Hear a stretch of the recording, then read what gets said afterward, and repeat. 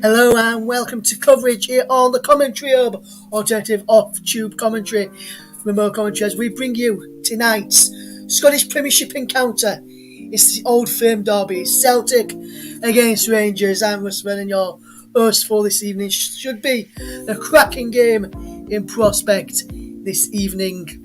Hopefully you're all doing okay this evening.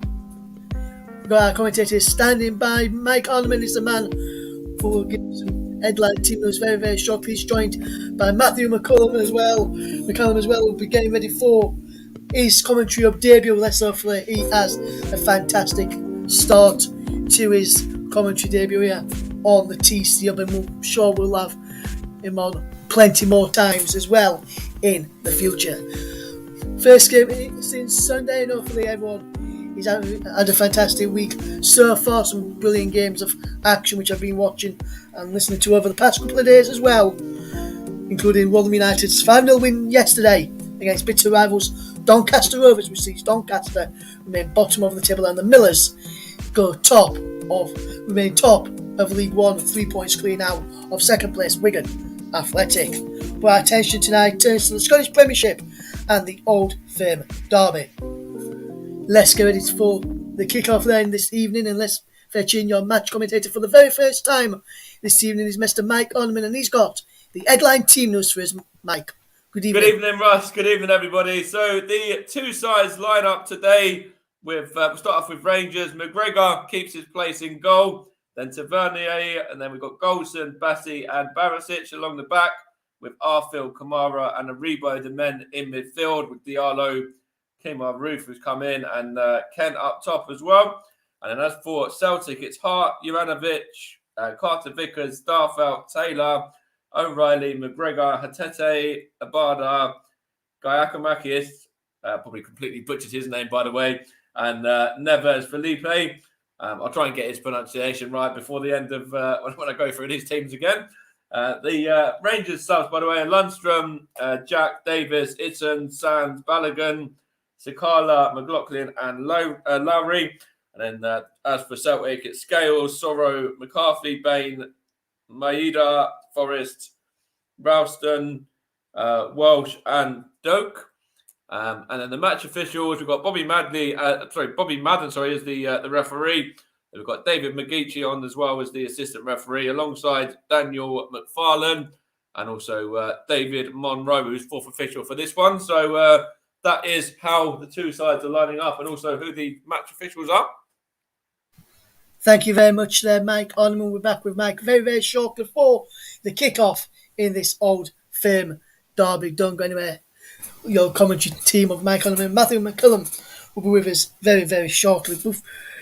Building up to kick-off then, we're looking ahead to this game, and Celtic are currently just 2 points behind Rangers and looking to go top of the table. Rangers 2 points clear at the summit and won the first derby of the season by a goal to nil, and Giovanni van Bronckhorst, the former Dutch player, is managing his first Old Firm game this evening. He's in charge of Rangers. Looking ahead to this game, then I was reading earlier and saying that Joe Hart has got the most clean sheets in the Scottish Premiership so far this season. Let's mention our co-commentator for this evening, Matthew McCallum, is alongside us right now. And Matt, very good evening to you. Welcome to the commentary. Welcome to all our partner channels as well, Storm FM, JB Sports, JDAF Football, and also the commentary up too as well, and also on the Twitch channel as well. Some great, hopefully you'll enjoy your debut this evening. Looking ahead to this one then should be a very, very good game and a very good encounter between these two sides. Obviously, we won't divulge on air for your team is, but during the evening, people will probably get to know the team that you follow in Scotland and the team that you support. But first of all, Matthew, welcome to the commentary. How you doing, mate? You doing okay? Good evening, Russ. Thank you for having me. And yes, I'm doing very well, thank you. And yes, we've got a very exciting match in store this evening. Hopefully it lives up to the expectations. Yes, and obviously, Matthew, you're looking ahead to this game. And as I mentioned, Rangers sitting 2 points clear at the top and won the first All Firm derby of the season 1-0 earlier in the campaign and are doing fairly well recently, and Celtic just that 2 points behind with a better goal difference.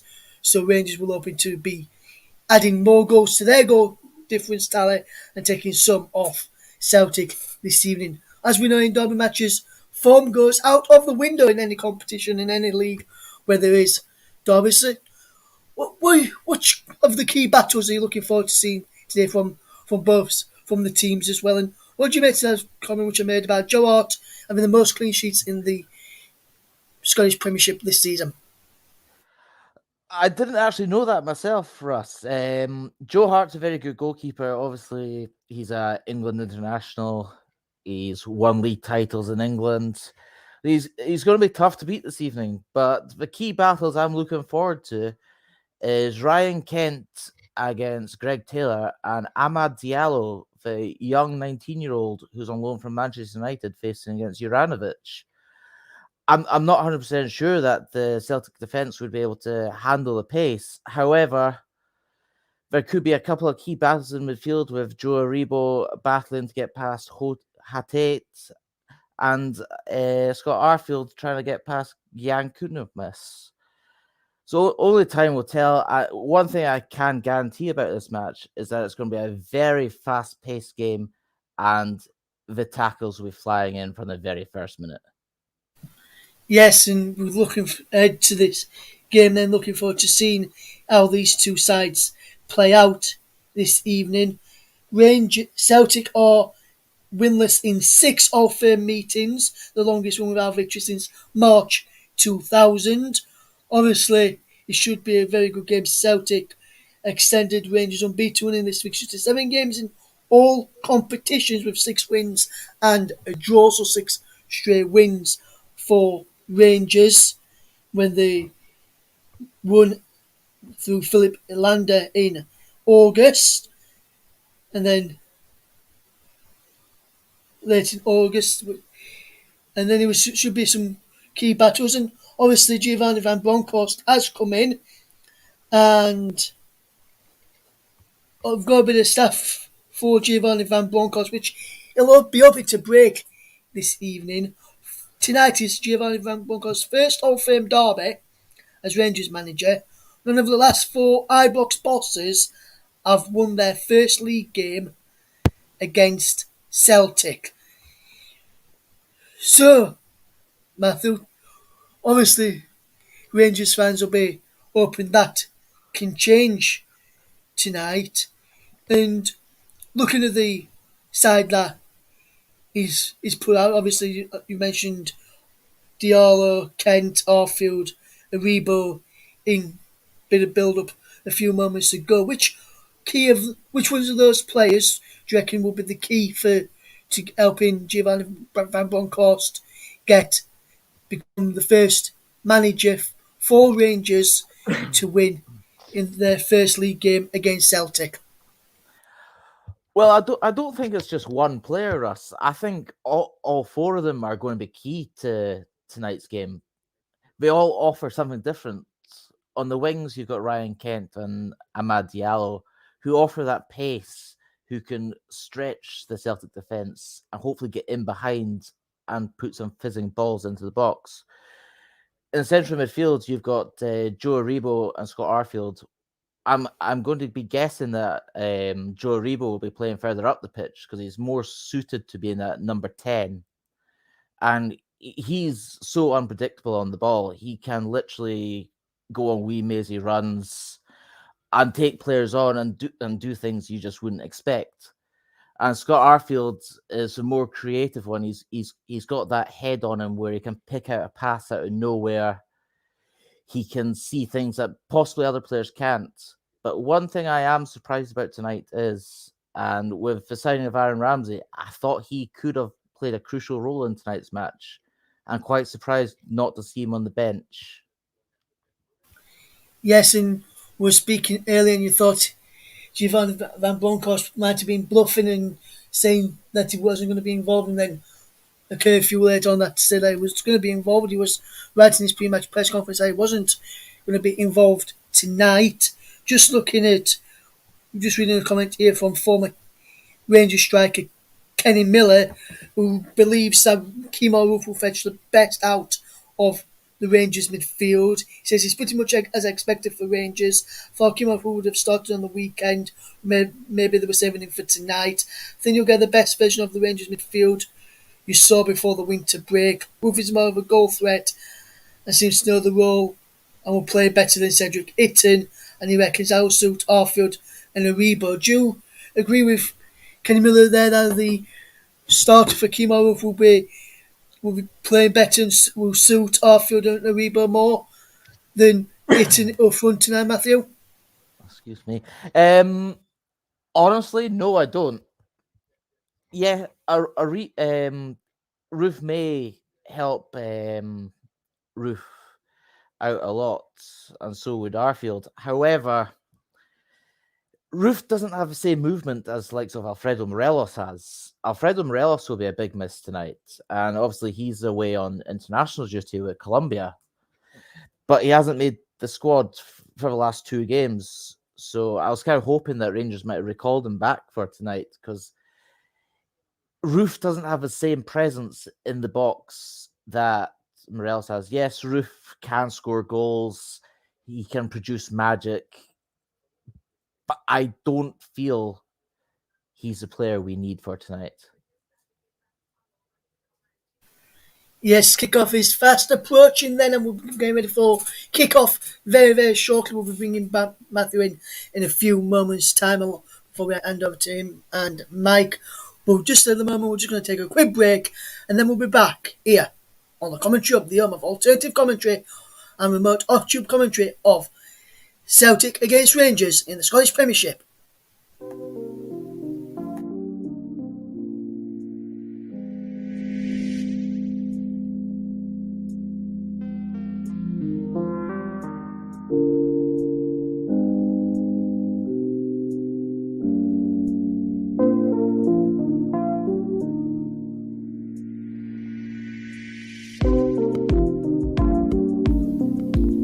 With the team almost getting ready now and standing by in the tunnel for ahead of this kickoff, ahead of this match this evening. Just one final thing, Matthew, before we hand over to Mike Gunderman and yourself ahead of kickoff. Matthew, what is your score prediction for this evening's game? Earlier on in the Facebook group chat off air, I said I reckon it'll be 2-1 either way. Obviously, Mike will not ask him because we'll leave him as being the commentator tonight. Our friend JB from JB Sports, he reckons it'll be a 1-1 draw. Well, Matthew, what do you reckon the score's going to be tonight? And who do you reckon is going to come out on top in this Old Firm derby? Now, this might give away who I support, but my feeling is that Rangers will come out 2-1 winners this evening and continue that 3 years unbeaten run against Celtic. So there is Matthew's thoughts ahead of kickoff. The teams are just getting ready to come out. Just before we hand over to your commentary team of Matthew McCallum and Mike Orman, Lucky Sadler says 2-0 Rangers this evening, and I'm sure a lot of Rangers fans will be happy if that was the case. As the teams are now just in the tunnel ahead of kickoff, I was just about to emerge from the tunnel. Let's hand over to your match commentary team. Is Matthew McCallum, but first, Mike Orman. Thank you, Russ. Thank you for the introduction there. So this is going to be a really tasty game. Of course, two sides that are flying high. Of course, Celtic having home advantage and the crowd behind them as well, which of course is something that Rangers don't have. There's no away fans in attendance today for this game, or this evening for this game. So it's only the Celtic fans that are in the stadium this evening, which I'm sure will play a part as well if Celtic do get themselves on the front foot early on. But we'll come to you in a second, Matt, as well. Once we go through the two sides once more before we get into getting the game underway. But we've got McGregor, Tavernier, Goldson, Bassi, Barisic, Arfield, Kamara, Aribo, Diallo, Roofe, and Kent, who are all starting for Rangers. And then Hart, Juranovic, Carter Vickers, Starfelt, Taylor, O'Reilly, McGregor, Hatete, Abada, Giacomakis, and Neves Felipe, who make up the Celtic side there. So it's going to be a really tasty game. And just want to come to you, Matt. Obviously, we were talking about the fact that there's no away fans in attendance today. And do you think that's going to play, a bit of a part or quite a big part in this game this evening as well? It could play a massive part this evening, yes. However, the fans of Rangers all gathered outside Ibrox as the team were leaving and gave them a massive send-off.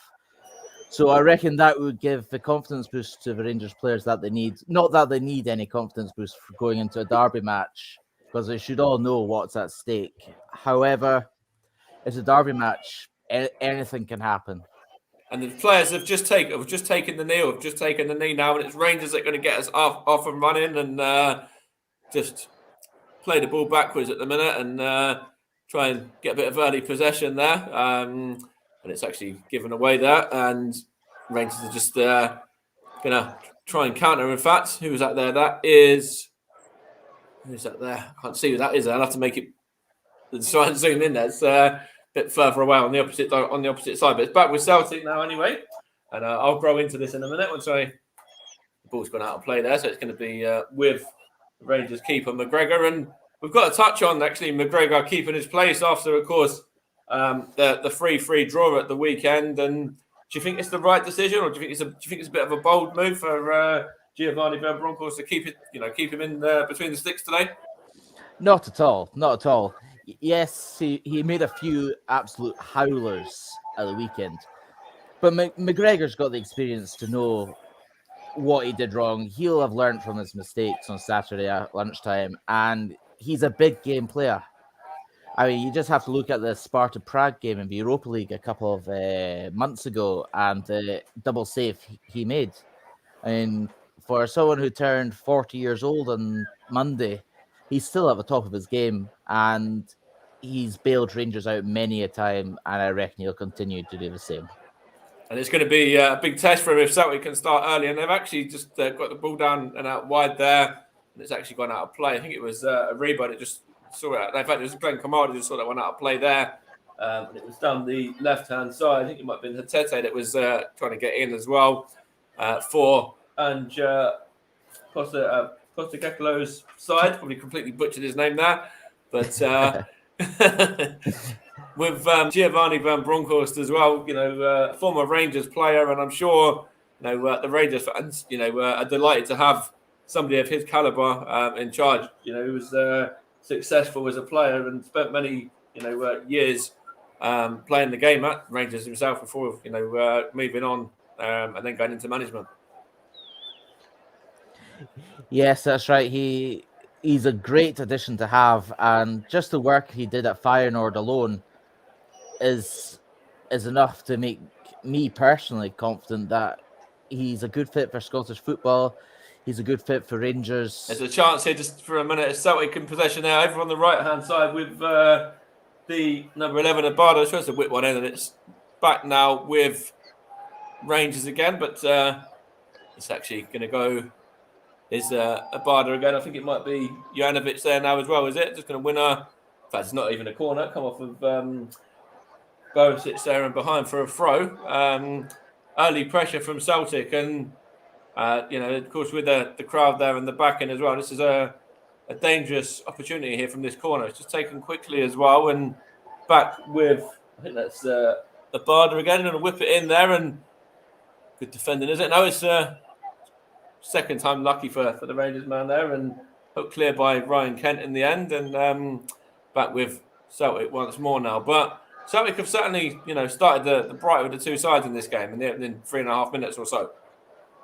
Yes, that's right. Celtic have definitely started the better team, and it's to be expected. It's just an opportunity here, and it's with that. Can't see who that was there, but it's all the way back with Carter Vickers now anyway, and he's played it to, as he said, the back part of the staff out there, and back to Carter Vickers again, and I think that's on to Abada now.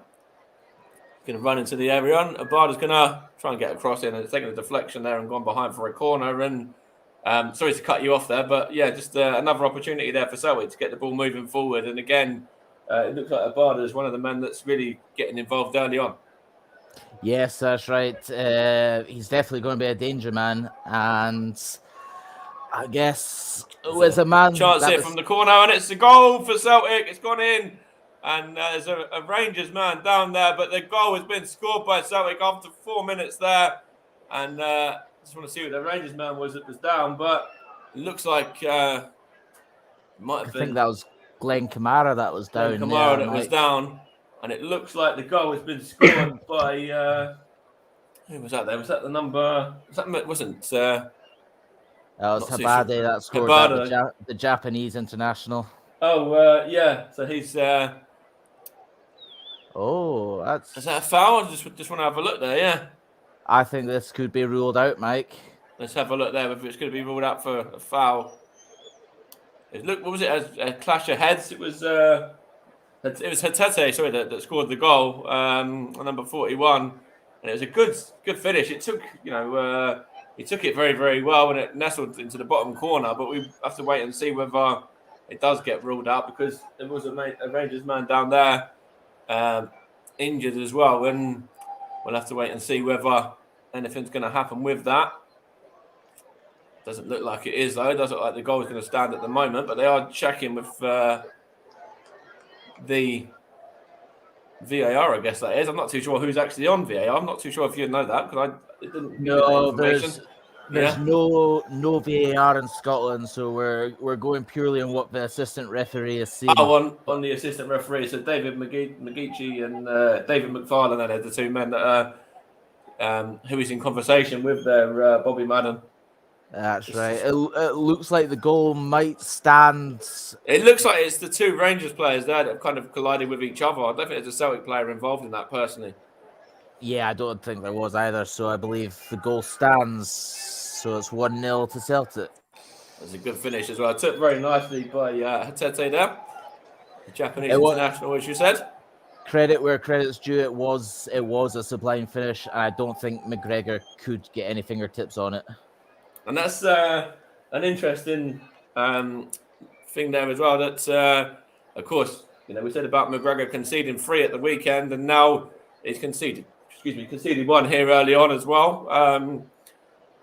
So it's going to maybe test him a little bit now, and test the kind of, backbone of him as a character, I suppose. Obviously, he's an international, and he should be absolutely fine, and it shouldn't really affect him too much. But to concede 3 and then to concede 1 this quickly as well, it's going to be something that possibly might play on his mind a little bit.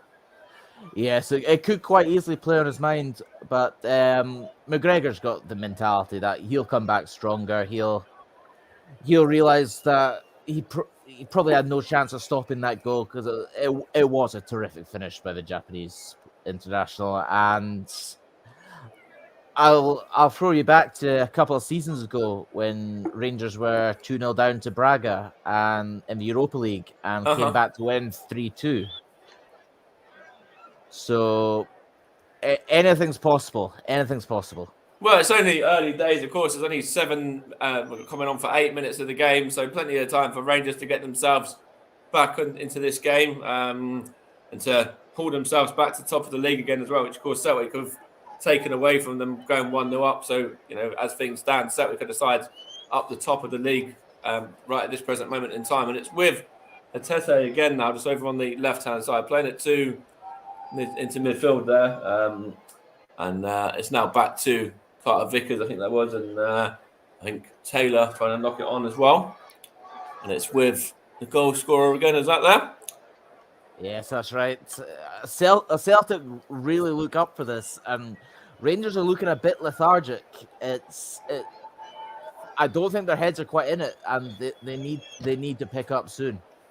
And of course, Rangers, unbeaten this season, haven't lost this season yet in league action. And actually, you can throw it back to their last defeat, which was actually a 1-0 defeat back in. I can tell you when it was. Just give me 1 second. I know I literally wrote it down a second ago, but it's going to be interesting to see how they can bounce back now, because that was their first defeat in something like 40-41. That defeat when they lost 1-0 before. to, is it Livingston? I'll have to double check in a minute. But I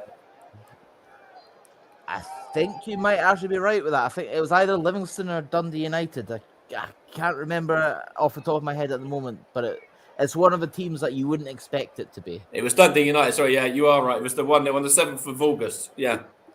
That's right. So, yes. Yeah. So it's about bouncing back from going behind here for Rangers now, and it's actually a bit of a easy ball there for the Celtic defence to kind of eat up there, and it's now just with Cameron Carter-Vickers there, the USA international, playing it out to. It's gone to Abada. Sorry, I think O'Reilly was that involved as well. Maybe it's out for a Rangers throw there.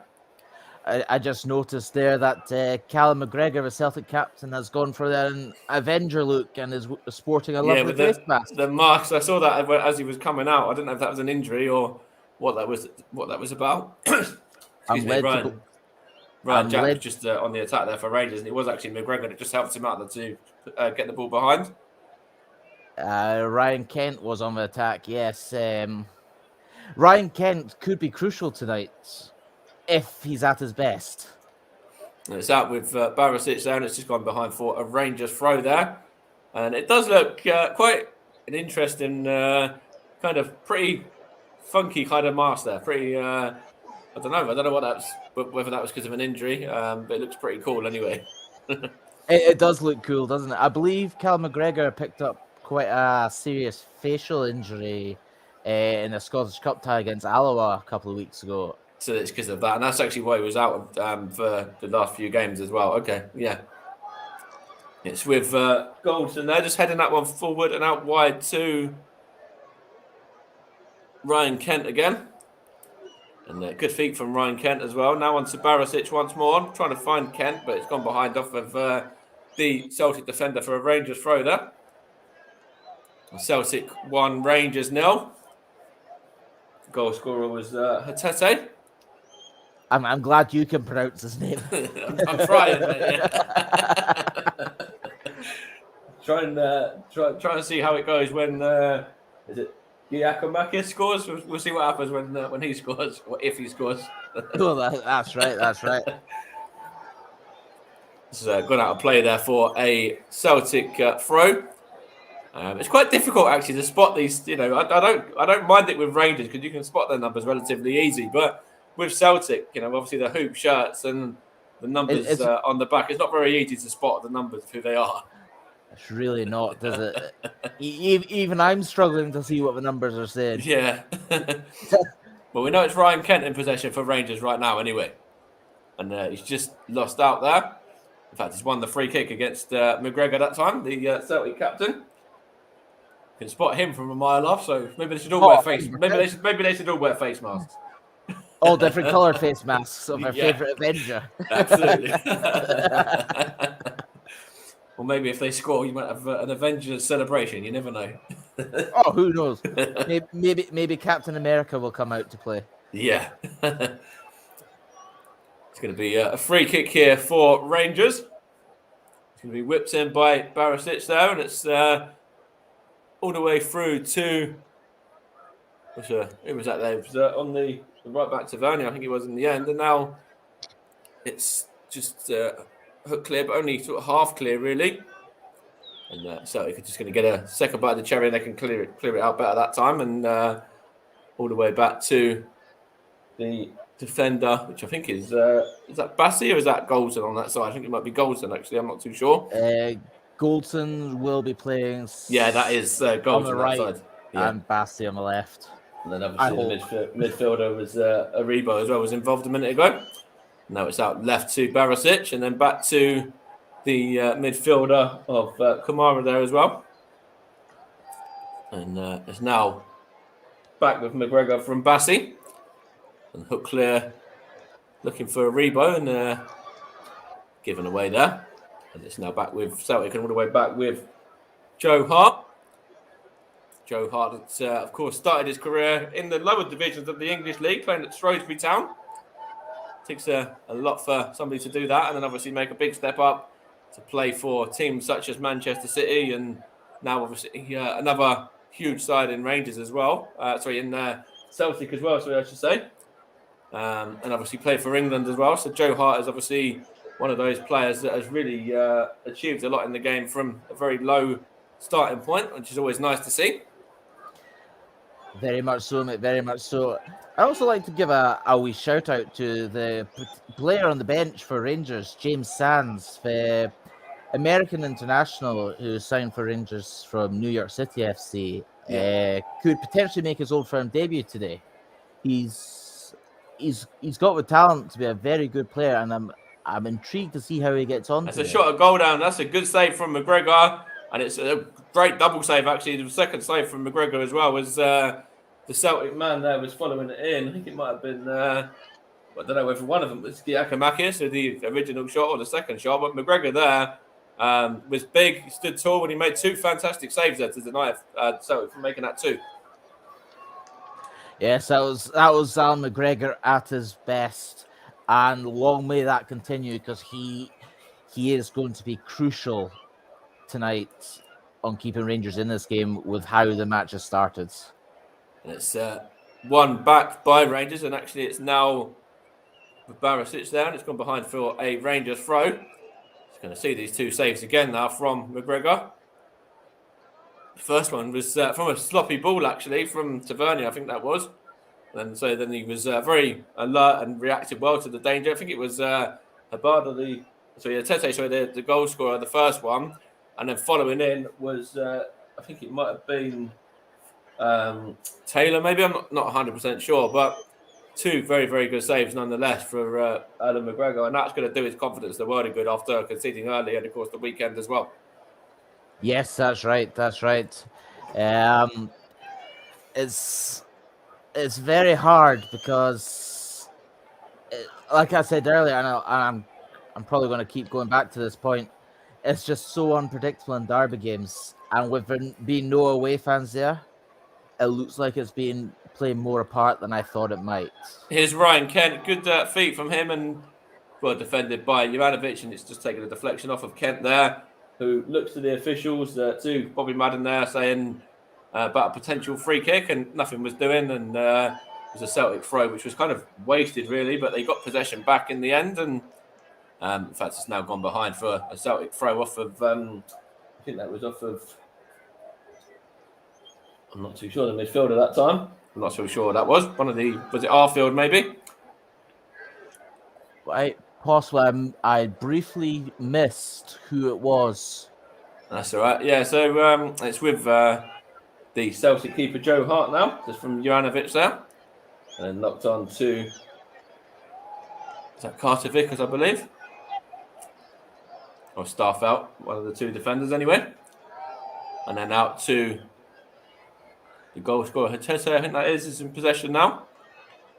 I'm just going to knock it back once more to centre backs, just playing simple balls between the pair of them at the moment in their own half.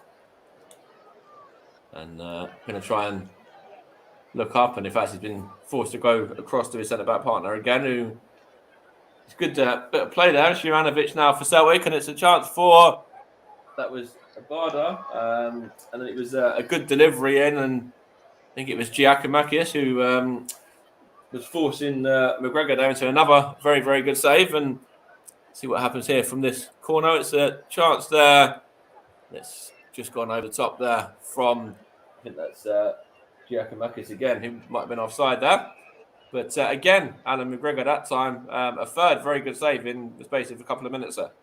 Yes, that's right. And Rangers are sitting far too deep in this match. They need to really start taking the game to Celtic, because the longer they sit deep, the harder it's going to be to break out and get at their faces.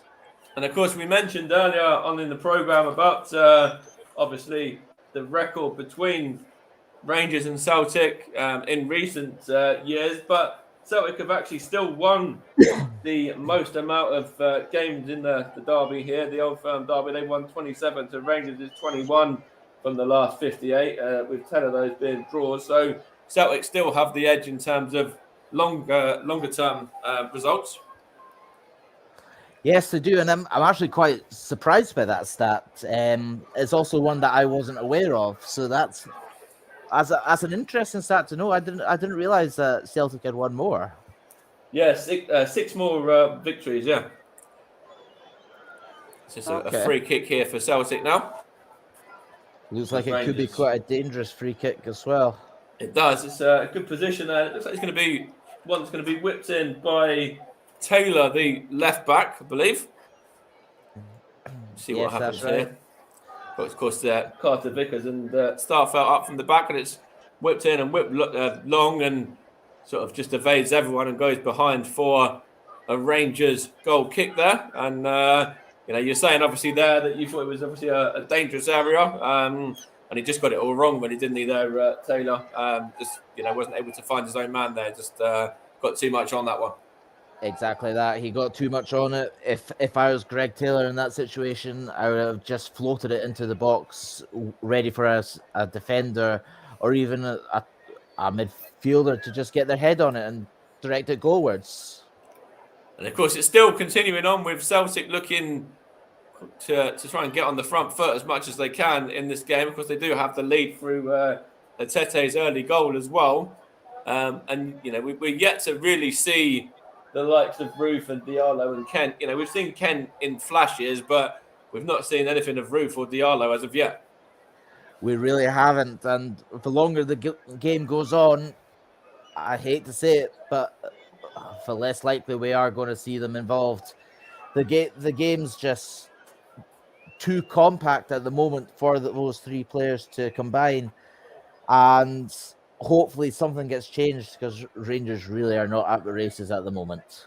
It's with Bassey now, and it's gone back to McGregor again, and it looks like Rangers are just trying to get a couple of passes together really, and trying to do something with it. Here's Arfield there. Has he fouled? It looks like the referee's going to give that as a free kick, and can't argue with that. The first yellow card of the game as well. Certainly correct. Definitely there. Can't argue with that. The Celtic skipper, of course, there.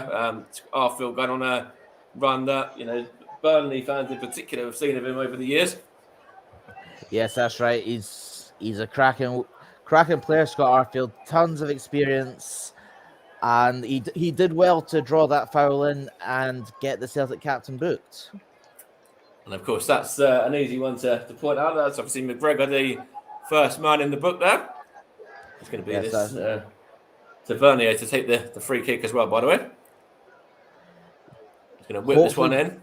Hopefully James Tavernier's crossing is at its usual standards. It's with Kent, and Kent's going to knock it back to the left back of Barisic there.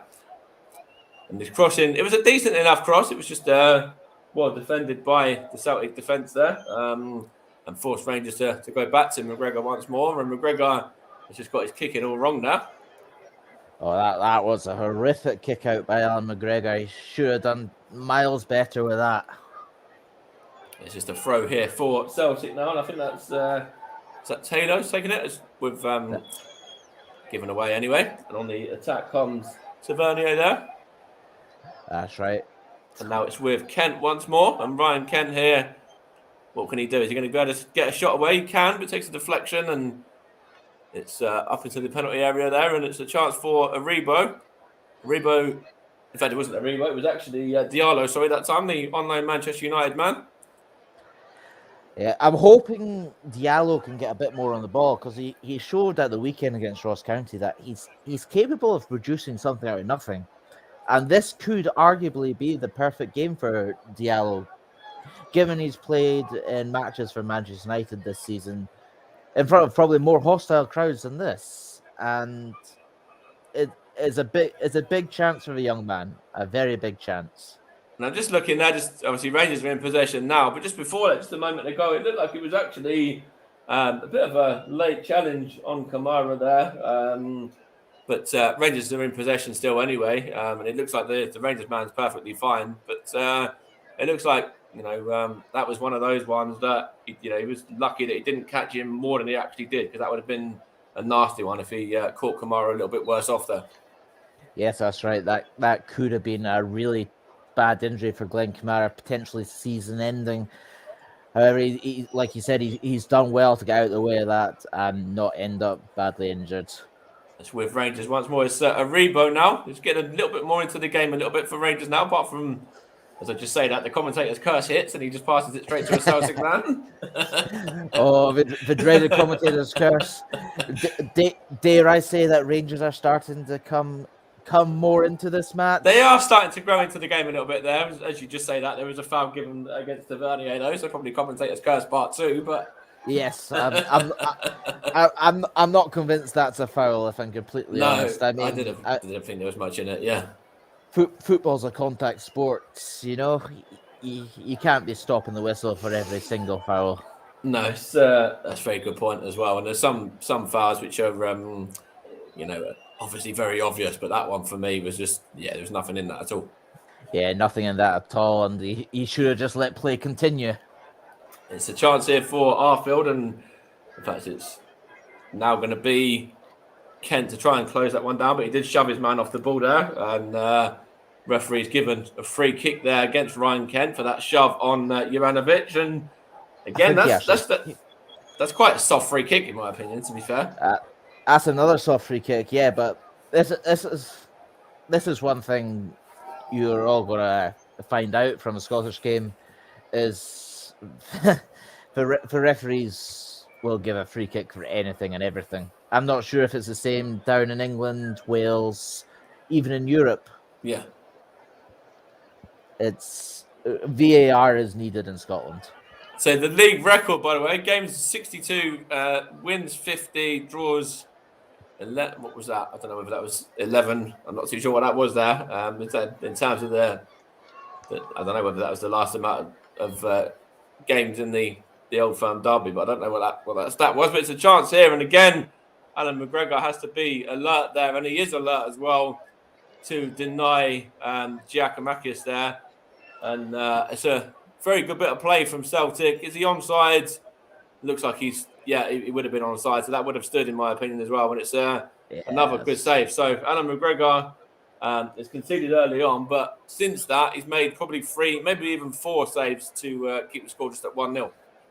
Yes, that's right, and you can see Alan McGregor shouting at the defence there, and he's quite right. So the defence has been extremely poor. And a chance here for Aribo. Is that foul? Oh, I want to see that again. I look like it might have been. That's a penalty. That's a penalty. That's a foul. It looked like a foul for me. Let's have a look. There's Aribo. He's beaten his man. He's certainly taken Aribo out there for me. Yeah, that's a penalty in my eyes. I don't know how the referee's not giving that. That's as clear a penalty as you'll ever see. You were just saying about the referees giving everything, and then they decided they don't want to give anything now. So exactly, commentators curse. Commentators curse. But that's a clear as day penalty in my book. It did look like Diallo was not Diallo. Sorry, Aribo was unlucky not to get that one. Yeah. Yes, and it goes back to what I was saying pre-show. Aribo can literally take his man on anywhere, and literally, the best way to describe Aribo is he's got magic feet. And you see that from the Nigerian national team as well. I would arguably say he's Nigeria's best player. And of course, there's a few of them as well. Bassey's another one, of course, Nigerian international that's playing as well at defence today. But it's now with the Celtic defence there, and I think that's Starfelt on that side. So going back to that stats that you were just saying there, Mike, the Rangers league record since March 2020 is we've played 62 matches, won 50, drawn 11, and lost 1. Which was the Dundee game that we touched on earlier, yeah. Yeah, so that's some records, and the Rangers fans and players will be desperate to keep that record going. And of course, we said about earlier on with Giovanni Van Bronckhorst coming in and yet to taste defeat as Rangers manager. That's right. He's had a fantastic start to his managerial career at Rangers, and at the moment, it doesn't look like that's going to continue tonight. And if the Rangers players continue playing the way they are, I can see a few hot-headed discussions. O'Reilly here now from. There's a good tackle there from was that Aribo there, and now it's a bit of space for Kent, and now that's with Diallo trying to find Kent and just goes behind it and seen behind by Joe Hart there. But again, Rangers trying to get themselves forward and further up the pitch a little bit quicker there.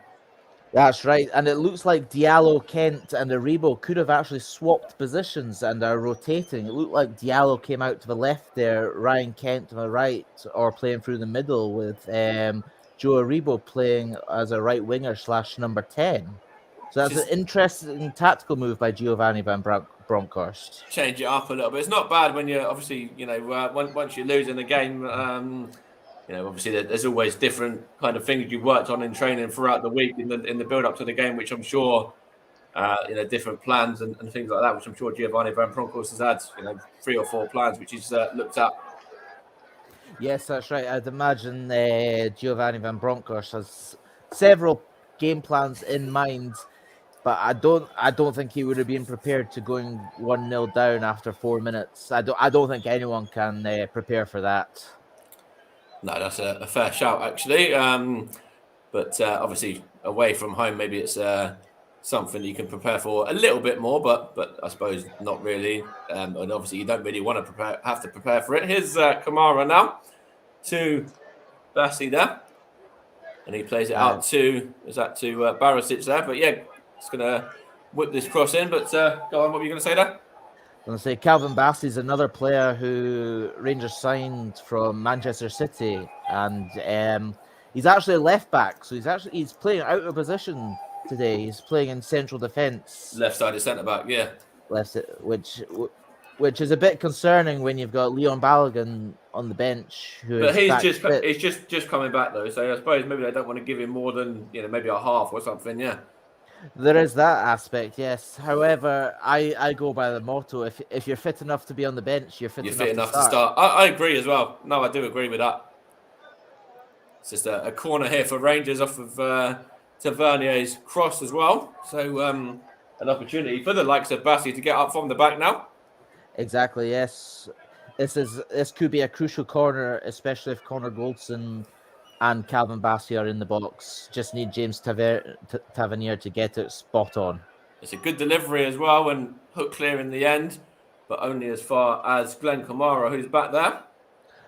Looked to me like there was a bit of fouling in the box there, which the referee didn't spot. It's an opportunity here for Celtic to counter as well now, and it's with Hatete, the goal scorer, but that's fantastic defending from Glenn Kamara there. Of course, a man who, I know from his early days at Arsenal, thought he, didn't really get much of an opportunity at Arsenal, and obviously there was rumours that he was going to re-sign for Arsenal back in, was it the summer window or the window before that as well after his performance at the Euros. That's correct, Mike. Yes, he's been linked to a lot of clubs, and rightly so. He's had a fantastic season, and he actually, during his time with Arsenal, he was actually playing with Aaron Ramsey, who's just signed on loan from Juventus for Rangers, and to be playing of that sort of caliber can only be a good thing for Kamara's development as a player. Yeah, absolutely, and of course, when you look at even the manager, Giovanni Van Bronckhorst, was a former Arsenal man as well. That's hook clear there by Goldson and behind for a Celtic corner. But, as you were just saying there, to play alongside Aaron Ramsey can only be good for the likes of Glenn Kamara and also to learn off of somebody like Giovanni Van Bronckhorst, who in his heyday was a top midfielder himself. That's right. The same with Rangers assistant manager Roy Mackay. We all know what career he had with Bayern Munich and so on, scoring a barrel load of goals in the German top flights, Holland international. There's a lot of good coaching staff and players around for them to learn off. It's just an opportunity there for Rangers to get the ball up to Diallo, I think that was, and looked like he almost kept it in, but didn't quite. Excuse me, they're just showing Maeda there as well, one of the Celtic subs. I'm very surprised Maeda's not starting today, although I think he only just got back from international duty in the early hours of the morning, so maybe that's a wise decision by Ange Postecoglou. That's quite interesting as well. Obviously, with players that are just coming back from international, do you throw them in? Do you put them on the bench? Do you give them an extra few days off? It's an interesting one with that, as it looks like Bassi just shoved his man to the floor there. But it doesn't look like a penalty for me. I think it was, that would have been a lot softer than the one that Joe Aribo didn't get earlier on. I 100% agree with that, Mike, and I can see riots happening if that penalty was given and the other one wasn't. He's just out on the right-hand side now with Juranovic there, and also O'Reilly's involved now too. Yes, that's right. O'Reilly's a very good player, but briefly going back to your comment on the international players, if I was a player, I think I'd be wanting to be thrown in the deep end, especially with the game that's being played and the magnitude of it. That's quite an interesting, interesting way of looking at it as well. Of course, there's the AFCON which is going on at the moment, and over here in England, there's been games that players have come back at like midday or 1 o'clock, and then have been on the bench and involved, and it hasn't gone well for them. Thomas Partey against Liverpool being a prime example of that, coming back from AFCON and then also coming on against Liverpool in the second leg of the Carabao Cup semi-final there, and getting himself sent off after making two pretty stupid challenges in that game, to be fair. Yes, that's right. It was very stupid, and I've just seen a replay of that Calvin Bassey tackle. Giacomakis, yeah. And I actually think, seeing the replay of that, he's got away with that because he's kind of almost got his hands wrapped around his chest and rugby tackled him to the ground. So that's potentially we could have had two penalties in this first half, and yet neither have been given.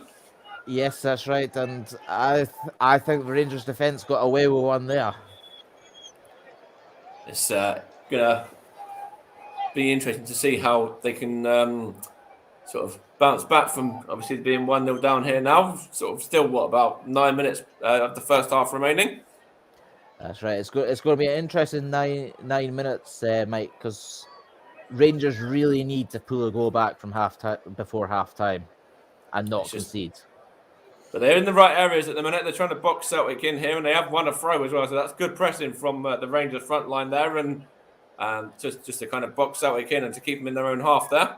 Although they have just got it clear now, though, but it's only as far as Rangers again. So they are not really able to get possession for too long, Celtic, or get it and keep it anyway at the moment.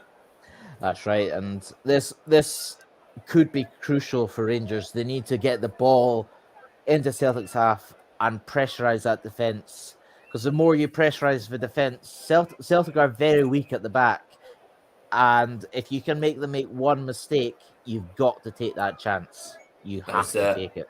A poor kick out from McGregor, but he's got away with that one. He's back with one of his own teammates in the end as well, with Barisic there, and just easily been played simple to Kamara there by Bassi that time, and then out to Barisic there on the left-hand side now.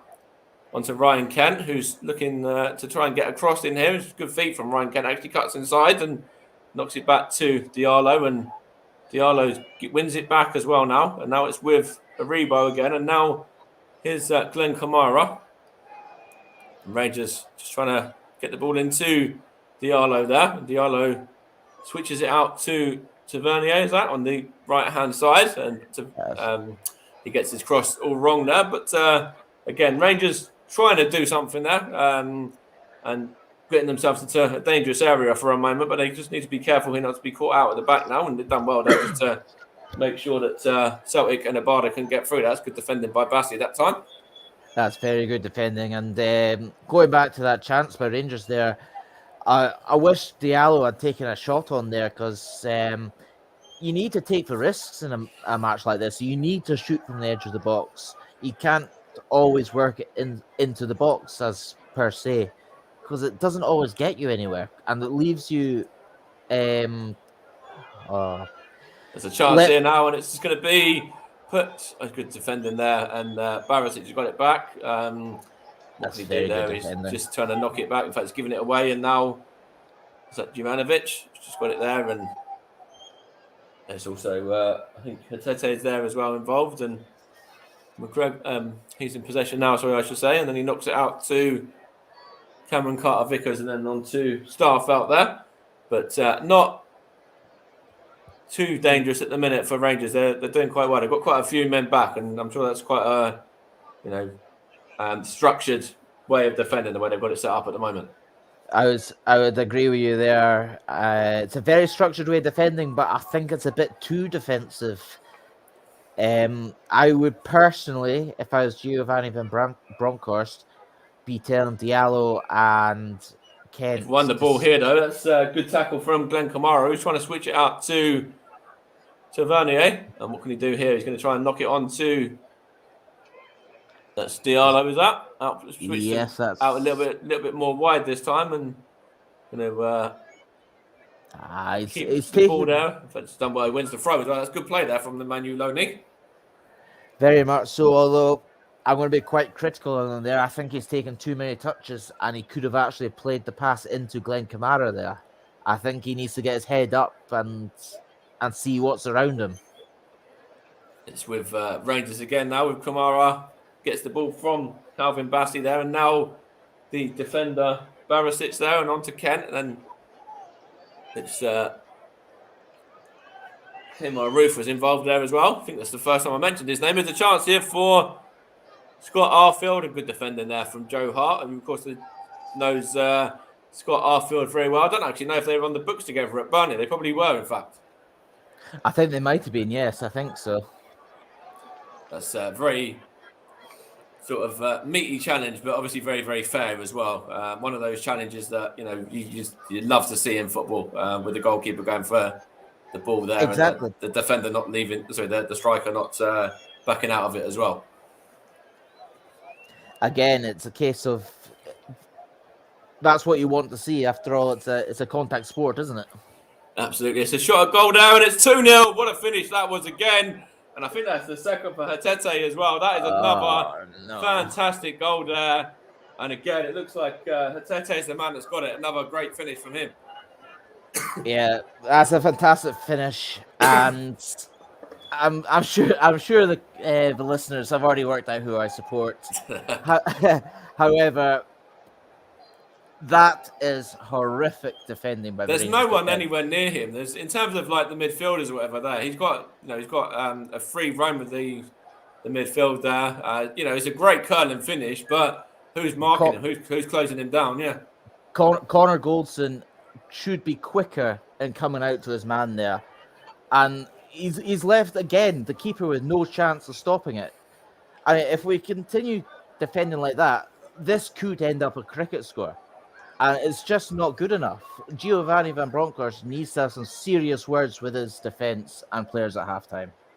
100%. They might even have to look at the substitutes bench early on as well, which I'm sure he probably wouldn't have wanted to do, but he might be forced to.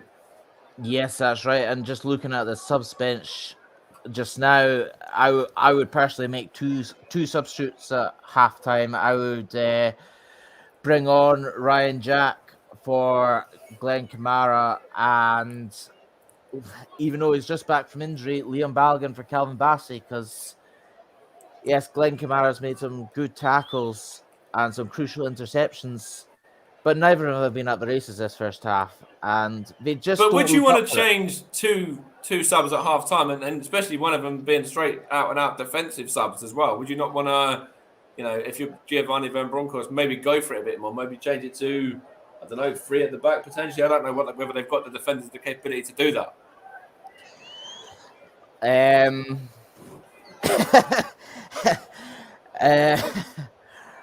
Yeah, that's an interesting one. However, I'll stand by my point. In fact, I will now say I would make all 5 changes at halftime. This team has been absolutely dreadful. You'd make 11 changes if you could. 10. Actually, McGregor, to be fair to him, has done all right. McGregor's kept this score down. However, for Rangers defence, there's a chance. It's free, and that's Hatete with the assist that time, and it's put into the back of the net by the number 11 Abada, and Celtic are absolutely cruising. They're flying. That's game over. As Rangers don't have a chance of getting in this match, and I love Giovanni Van Bronckhorst. I love what he's about, but he has got it all wrong this evening so far. Those players need to take a long, hard look at themselves at halftime and have serious words, because they're letting And the again, fans if down. you look at that defending now as well, great ball from Hatete, but what's is it the left back there? Is it What's Barras? Sorry, Borna it's Barisic? actually the number 30. Yeah, it's Barisic. It is the left back. Yeah. Yeah. What's he doing there? Yeah. What is Borna Barisic doing there? He should be closing his man. Then you could also argue that Connor Golson should be coming to support him. Yeah, that's true as well. Yeah, you can definitely give that a mention in the conversation for sure. Yeah. Rangers' defence this evening has been absolutely dreadful, and I have seen some comments on social media over the last few days after Saturday's 3-3 draw with Ross County that they wanted Steven Gerrard and Michael Beale back in charge for this match. That's interesting. I'm sure a lot of the Rangers fans at half time will be taking to social media to vent their frustrations, regarding this performance as well so far. We've got 2 minutes of additional time, by the way, and I think those 2 minutes can't come, to an end quick enough for Giovanni Van Bronckhorst on this Rangers side. I have to be honest, I don't think this match warrants 2 minutes added time. Just get that halftime whistle blown, get the players in, get that rocket going. Yeah. That's completely fair, completely understandable that you've said that, and I just want to touch on, we've got a minute and a half left of this first half, and we've touched on Rangers' poor defensive work, but we haven't really yet touched on too much the Celtic star man, and we will do in a minute once. In fact, that's gone out of place. We don't have to worry too much about that. But I just want to interrupt. How good has Rio Hatete been in this first half? 2 goals and an assist, excellent. He's been unplayable, and just wanted to, just seen Giovanni Van Bronckhorst there, and he sat on the bench. Why is he not on the touchline shouting at his players, telling them to do this, telling them to do that? Any manager should be screaming at his players, telling them to get. Why is he not doing that?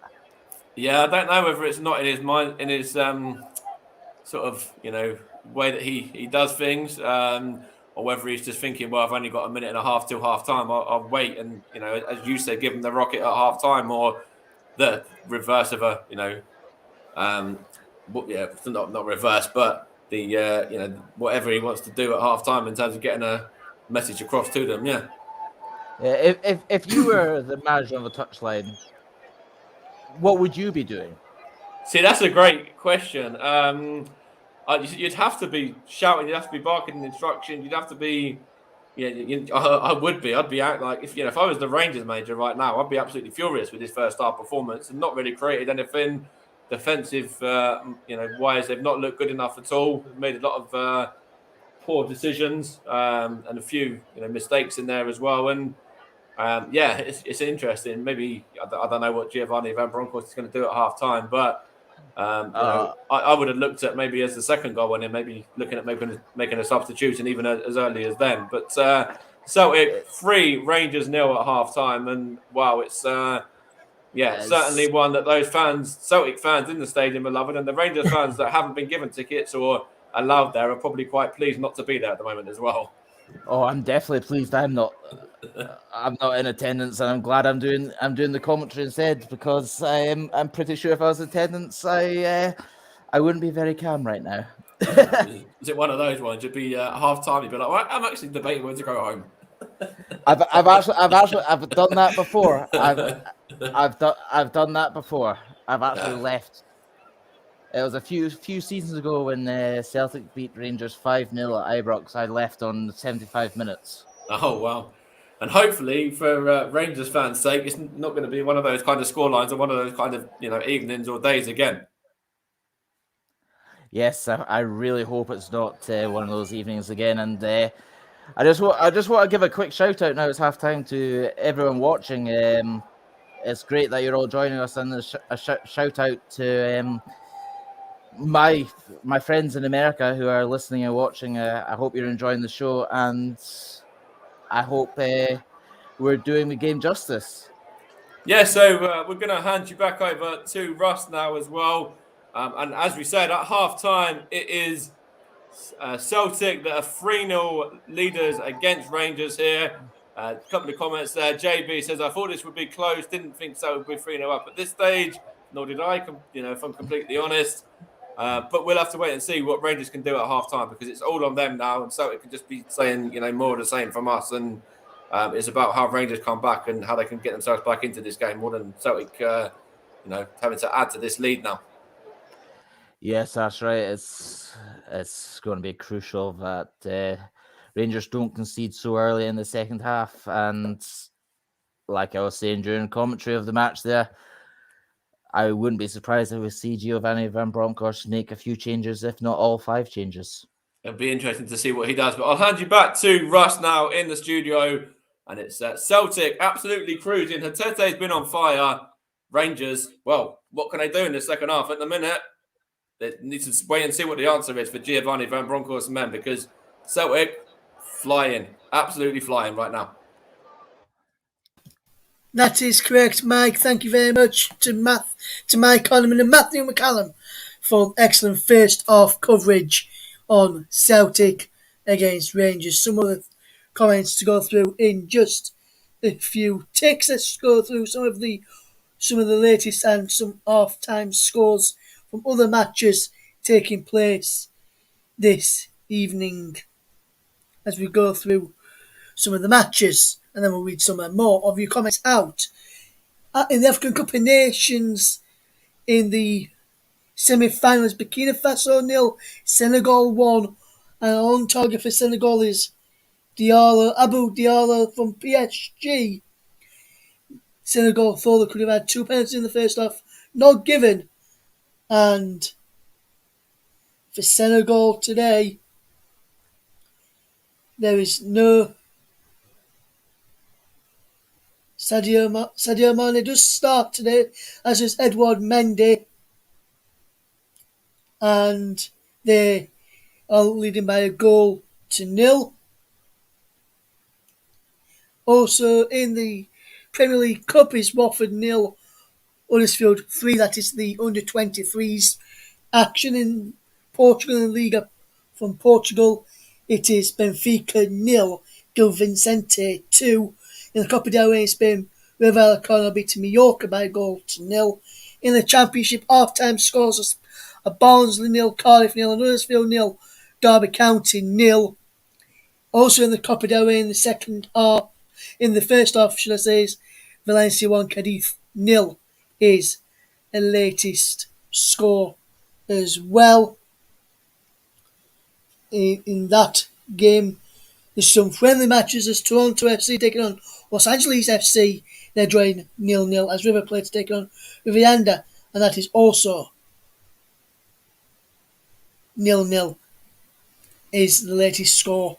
In that one, we'll be handing back across to Matthew and Mike in a moment. Just reading a few of the comments out. Paul James says, good afternoon to everyone. He's tuning in from Canada. Hopefully you're doing okay. Paul, thank you for choosing us for your coverage of Celtic against Rangers this evening. Hi to JB, who Mike did read his comment out, but I'll read it again. Hi JB, hopefully you're doing okay. Says he thought this would be close. Didn't think Celtic would be 3-0 up at this stage. But to be honest with you, JB, Celtic have been superb. Rangers, not so good in that first half, and that's putting it mildly. And Matthew, if you can still hear us right now, they're just Crane, one of your friends, says, Matthew, I am following you guys, mate, back in my office now. So thank you very much for you to get in touch as well, and one of Matthew's friends for getting in touch. And thank you very much. Listen, if you're tuned in but do not want to comment, that is fine. Just tune in and listen to us, and we'll bring you the coverage of this game this evening. Danny's on as well. Where's man? Danny says, ouch, as Rangers are losing by 3 goals still. Hopefully you're doing okay, Danny. Thank you very much for tuning in this evening. We're just going to take a quick couple of minute break, but don't go anywhere. We'll be back in plenty of time for the second half and some reaction to that first half. It's Celtic 3, Rangers 0 at the break.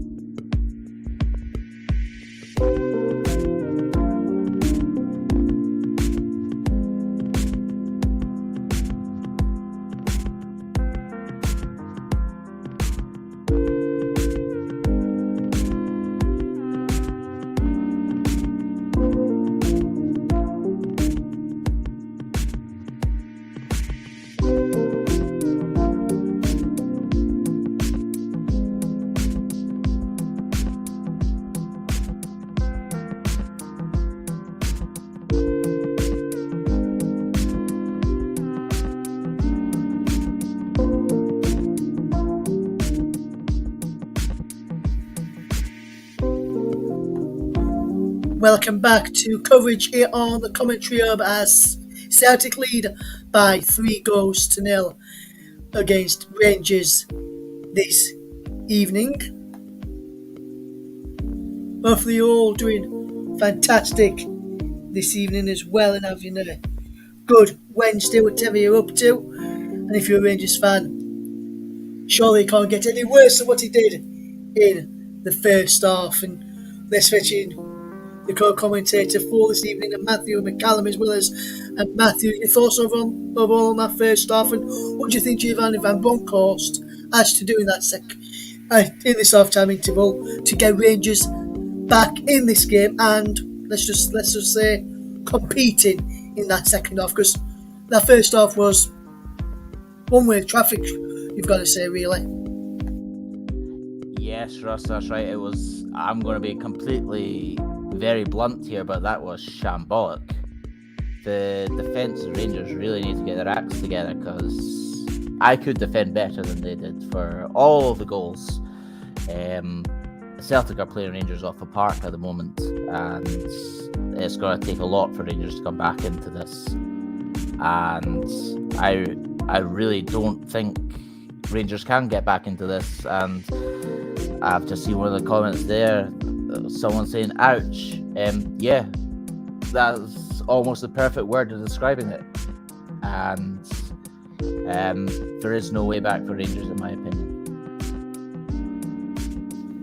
Yes, and also, Matthew, looking at the subs bench that you've got there for the Rangers have got, that we touched upon at the start of the game in this start of the programme, when we're looking through the team news, when I read out the team news.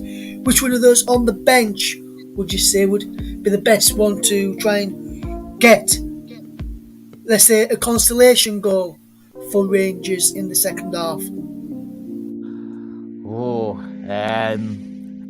To get a consolation goal, I would probably go for either Alex Lowry, the young 18-year-old, or even Fashion Sakala, who can offer that pace to get in behind the defences. But if I'm completely honest, we're really missing Alfredo Morelos.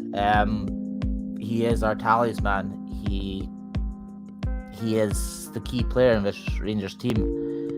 However, Giovanni Van Bronckhorst needs to have a serious talk with that team, because if they continue playing the way they have that first half, this could be 6 or 7. Yes, absolutely. We've got just had another comment in from Loki Sadler, who says need to pull their socks up this half in regards to what Rangers need to do in the second period.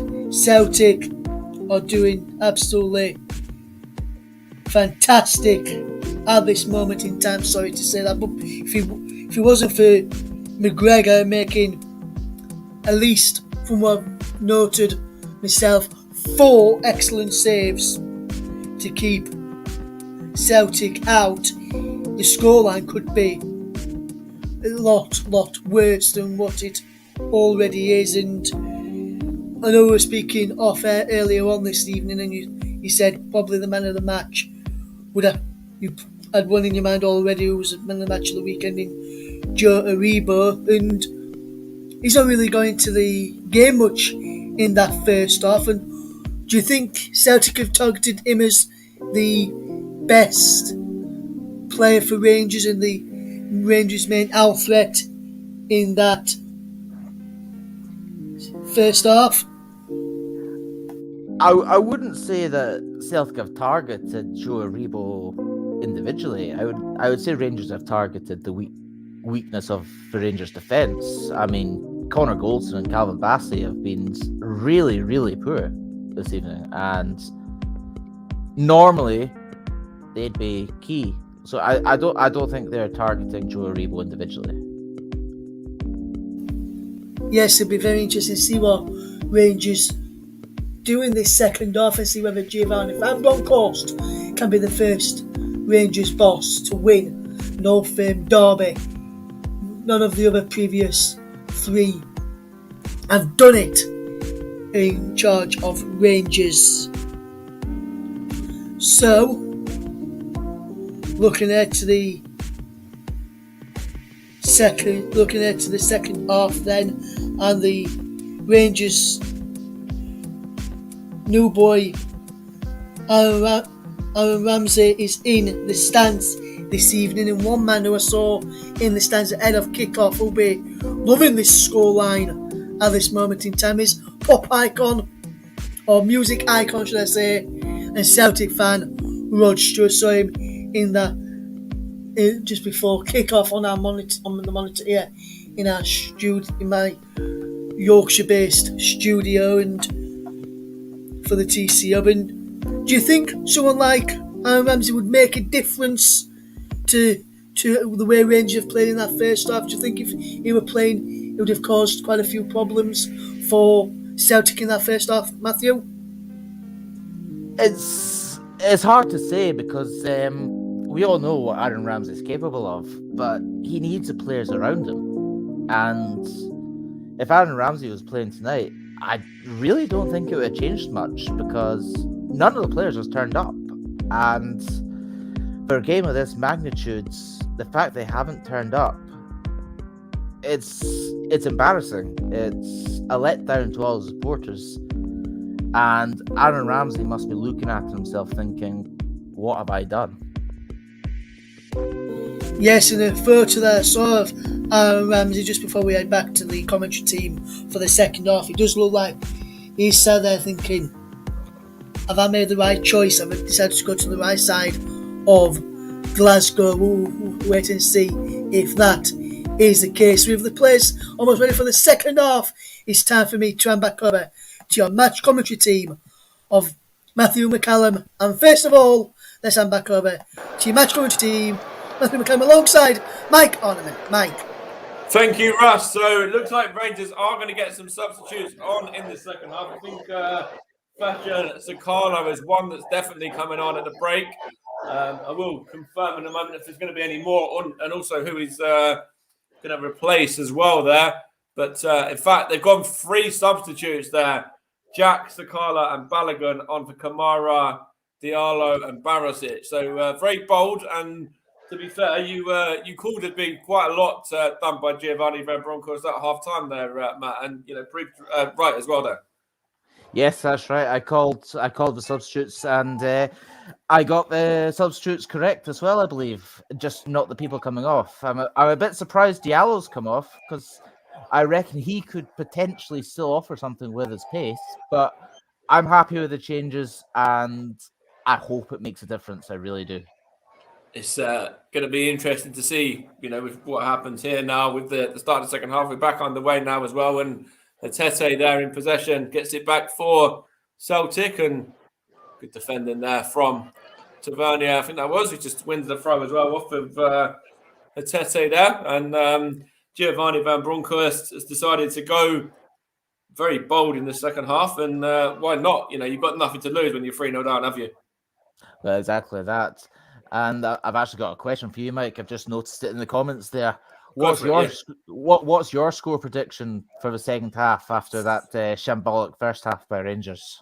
It's an interesting one. I think Celtic, were very, very strong in that first half, and Rangers, very lackluster and really didn't create an awful lot, and need to do better in the second half. So, I think that Giovanni Van Bronckhorst with these substitutes can certainly look to make something happen. I think Celtic are going to go on and win this game now. So, I don't know. I'm going to plump for a 4-1 Celtic win now. A 4-1 Celtic win even.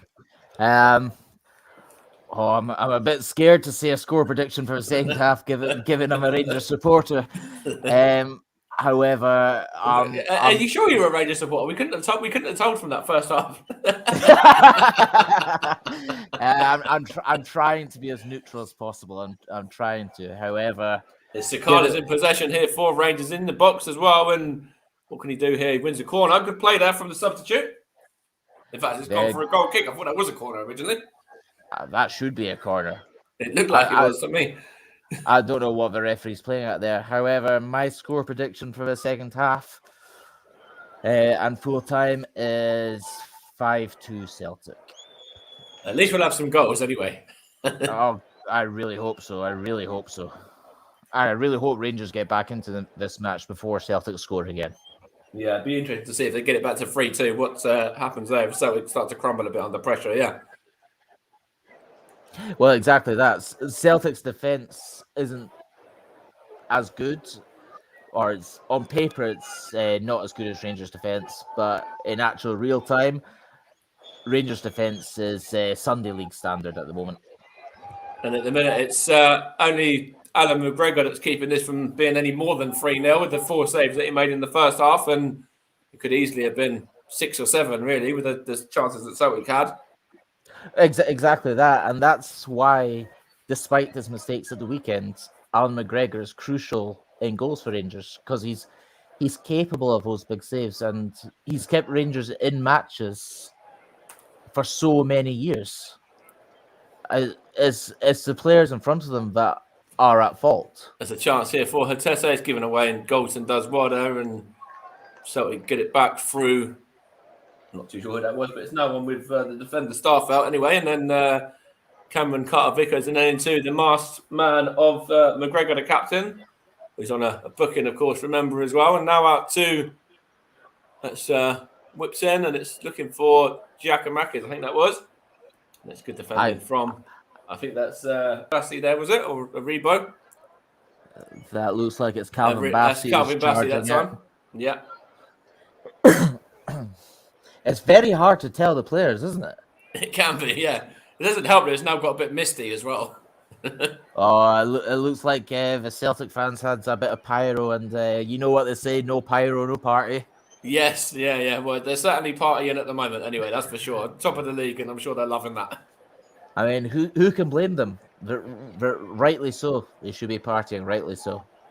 It's Tavernier back to Goldson, and he goes back to Alan McGregor there. In his orange kit there. Whacks that one looking for is that a rebound? It's gone out of play for a Celtic throw there. In fact, was that a rebound? Was that yeah, I'm not sure. No, that's Fashion Sakala. Fashion Sakala that time. See, they all look similar. A lot of them. They're difficult to tell their numbers. That's right. It's out to the right-hand side now, and I think is that a Barber for Celtic? I think it might be the scorer of the third there. He's going to get a shot off, and it's what's his name? Giacomakis. Can't even pronounce his name. It's one of those ones. Can we just shorten him? Can we just call him Gio? Yeah, why not? Why not? Just go for Gio. But nice opportunity here for Celtic to get it out wide. So Tete on to the number 17, Neves. And he gets it back. No, it's good defending that time from Tavernier. That's Jota, is it? Number 17, Jota? Yeah, Neves Felipe, which is Jota. Yeah. Yeah, on loan from Benfica. I think Celtic are looking to sign him permanently. It looks like he's not been involved loads in this game so far, but if they can get him involved in the second half, it'd be interesting to see what he's about. Kind of caliber of player that he is. Very much so, and I've actually seen him play for Benfica against Rangers last season in the Europa League. Okay. And Rangers beat and drew Benfica, so he's got a bit of talent about him, but I don't think he's a world beater. That's anything at the moment for Rangers. I would be a better bet than what they've had so far. So I'm sure he'd walk into this Rangers team so far.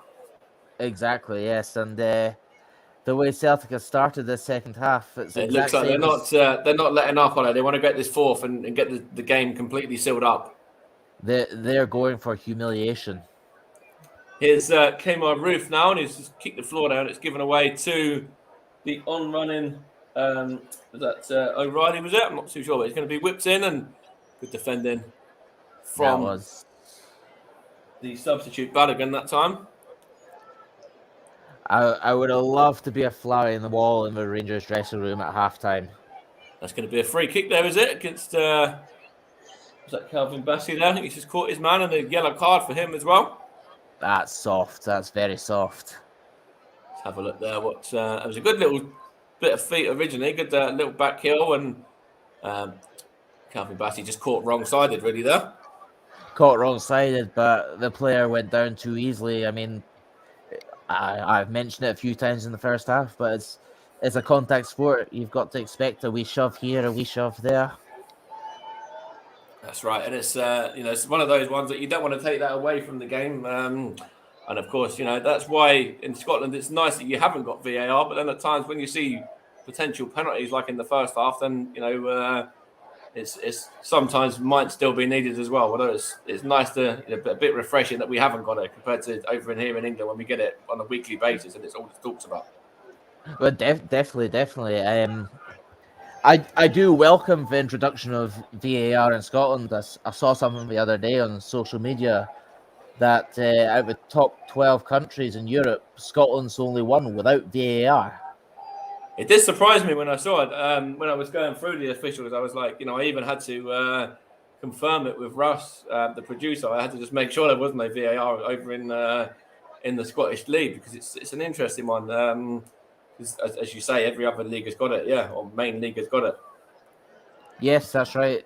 Every important league. I know the Scottish league's quite There's often. a shot of goal. Oh, that's a bit better there from Scott Arfield, edge of the box. Just drilled that one. It was a bit high and not troubling Joe Hart in the Celtic goal. It was Tavernier on the right-hand side. Just plays it across and there's a shooting opportunity. And I think it goes back to what you said earlier. If you get an opportunity on that kind of position, then why not have a shot?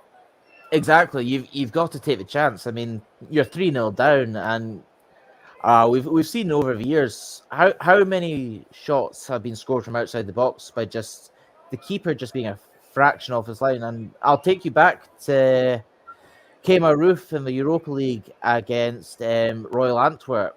I think it was Royal Antwerp in the Europa League where he scored from his own half. Yes, I remember the goal. It was an absolute different class finish. Yeah, exactly. Even just if you see the keeper off his line, even slightly, take that risk. I mean, what's the worst that can happen? That's right. If you're going to miss, then you might as well, do it in style. Yeah, well, I suppose that's probably one way of looking at it. Yeah, just have a go, and then if you score, then it looks fantastic. If you miss, you don't expect to score anyway. Exactly.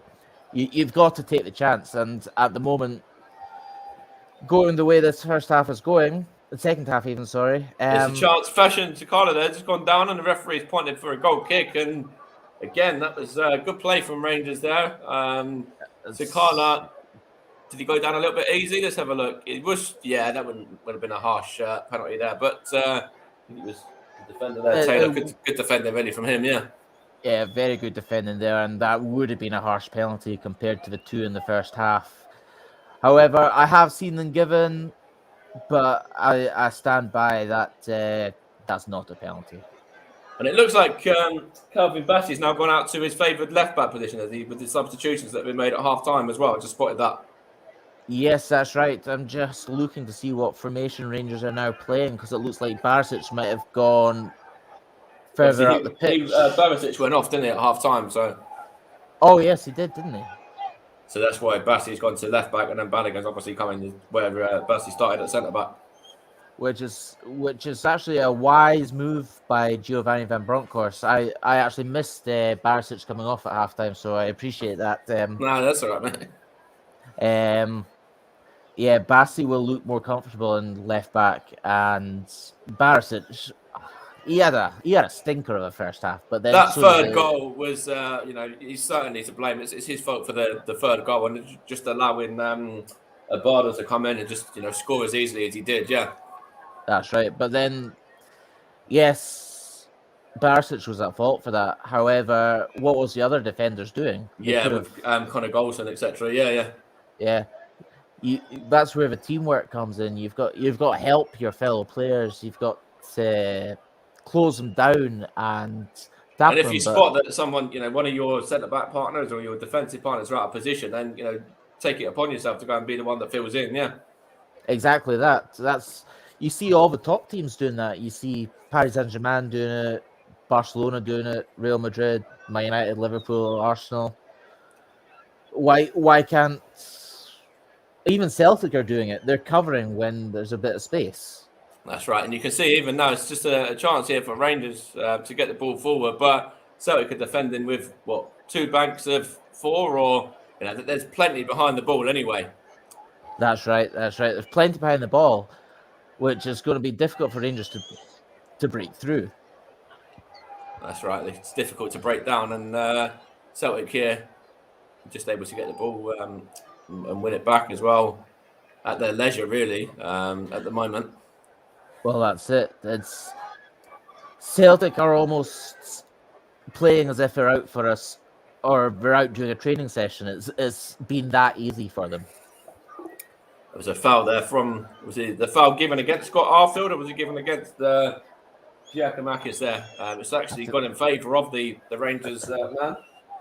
Oh, I actually thought it was against Scott Arfield there, so that's a pleasant It did surprise. look like that there was the 2 there. It looked like there was 2 fouls in one there, and it looked like it was Scott Arfield first, and then it was Scott Arfield that was, fouled Giacomakis after, but got away with, the foul, and then wins the free kick. So, well, that's it. One thing I've noticed about the first half and second half is I believe I mentioned it. The trying to walk it into the back of the net. There's a chance here for, is it Ryan Jack here? He's going to get a shot. Is he? No good defending. But yeah, carry on. I've noticed Rangers are still trying to walk it into the back of the net. They've had one chance from outside the box, and that was Scott Arfield's shot moments ago. Just a minute ago, yeah. Yeah, and that's... I don't understand what's going wrong for Rangers tonight. That's a good ball out to Ryan Kent, though. He's in a bit of space here as well. Is he going to get an opportunity to have a shot, or is he going to play in a teammate? He plays it back to Aribo, gives it back to Kent once more. Looks up, tries to get a cross in, and it goes behind Fashion Sakala and behind there. But a little bit better from Rangers in that passage of play there. Yes, a little bit better, but why is Ryan Kent, when he's played the ball there, he's got no one in front of him? Why is he not running to the byline and crossing it in front of goal? Yeah, see, he's trying to find Kmart Roof, and Kmart Roof there just didn't really want to take a gamble or take a chance on it, did he? No, but that's when you're 3-0 down, you have to take these risks. Yeah, you're not going to get back into the game by playing tiki-taka. Mm-hmm. No, I completely agree. There's a couple of subs here for Celtic in a minute as well. Just looks like they're going to get in 2 subs ready there. It we'll looks confirm like who that's going to be coming on and who's going to go off in a moment. I think one of them is injured as well, so it might be him that comes off. Yes, that's right. It looks like another hamstring injury for Celtic. Celtic have struggled a lot this season with hamstring injuries. It's one of the men who's actually been playing very, very well. In fact, is that Albada? Number 17. No, that's Neves Felipe, or the other name that he's known under, Yotto as well. Oh, okay. So we might not get to see much of him, which is going to be a bit of a shame. So that's Albada that's injured. Oh, is it so it's Albada, the scorer of the 3rd goal? That's correct. Yeah. So that's actually good news for Rangers. However, I'm still not convinced that Rangers can get back into this match. Let's just gonna look at these 2 subs now. And Giacomakis and Abada are both coming off for Maeda and Forrest. So thankfully the striker's going off, so I don't have to pronounce his name anymore. I hope I've not butchered it too badly. I thought I'd done okay with his name, to be fair, as difficult as it is. I think you're doing very well with your pronunciations. Cheers, thank you, mate. I appreciate that. But 2 men coming off there in Giacomakis and Abada. Forrest and Maeda coming on. You mentioned Maeda earlier, but coming back from international, so he's got around about half an hour of this game now. That's right, and like I said to you earlier, would he have wanted to start this match as the manager basically not giving him a decision? Because it's a sort of match that everyone wants to play in, isn't it? Yeah, of course. If you're one of the ones that are left out of this squad, then you're certainly going to be kicking yourself at not being involved. If you're the substitute that they bring along sometimes as extra cover, but don't quite make the match day squad, you're sitting there frustrated, aren't you? Yeah. Oh, definitely. I know when you're on international duty, it's a lot of traveling, and it's an honor to represent your country. Yeah. However, it's one of the biggest games in your season's That's a good calendar. effort there from Ryan. Sorry, that was Ryan Ryan Kent, wasn't Kent. it? And it's a That good was indeed. good hand from Joe Hart. Pretty comfortable from the ex-Manchester City keeper, but he's not had a lot to do, and I'm sure he's probably just quite grateful to actually touch the ball in the second half at the moment. I think he needed that save because he. How many times did he touch the ball in the first half? I don't recall him touching next it to once. nothing really. No, there's no real clear-cut chances for Rangers in that first half. Exactly. I'd love to see the stats from the first half just to see. I'll have a little look, see if I can find out what the stats are at this present moment in time, because I know Rangers, that might have even been their first shot on target. You don't really know, to be fair. They haven't had many. So I've got the first half stats up here, Mike, and the first half stats were for possession. Celtic had 53% possession to Rangers 47%. Okay. But attempts on goal, Celtic had 9 shots on goal, 7 of them on target, and scored 3. Yeah, which is a good, very that's good a good record. Ratio. Yeah, it is. Yeah. Compared it's a chance to Rangers, here. Oh, it's a good corner, but it's just seen behind there from Tavernier, I think that was.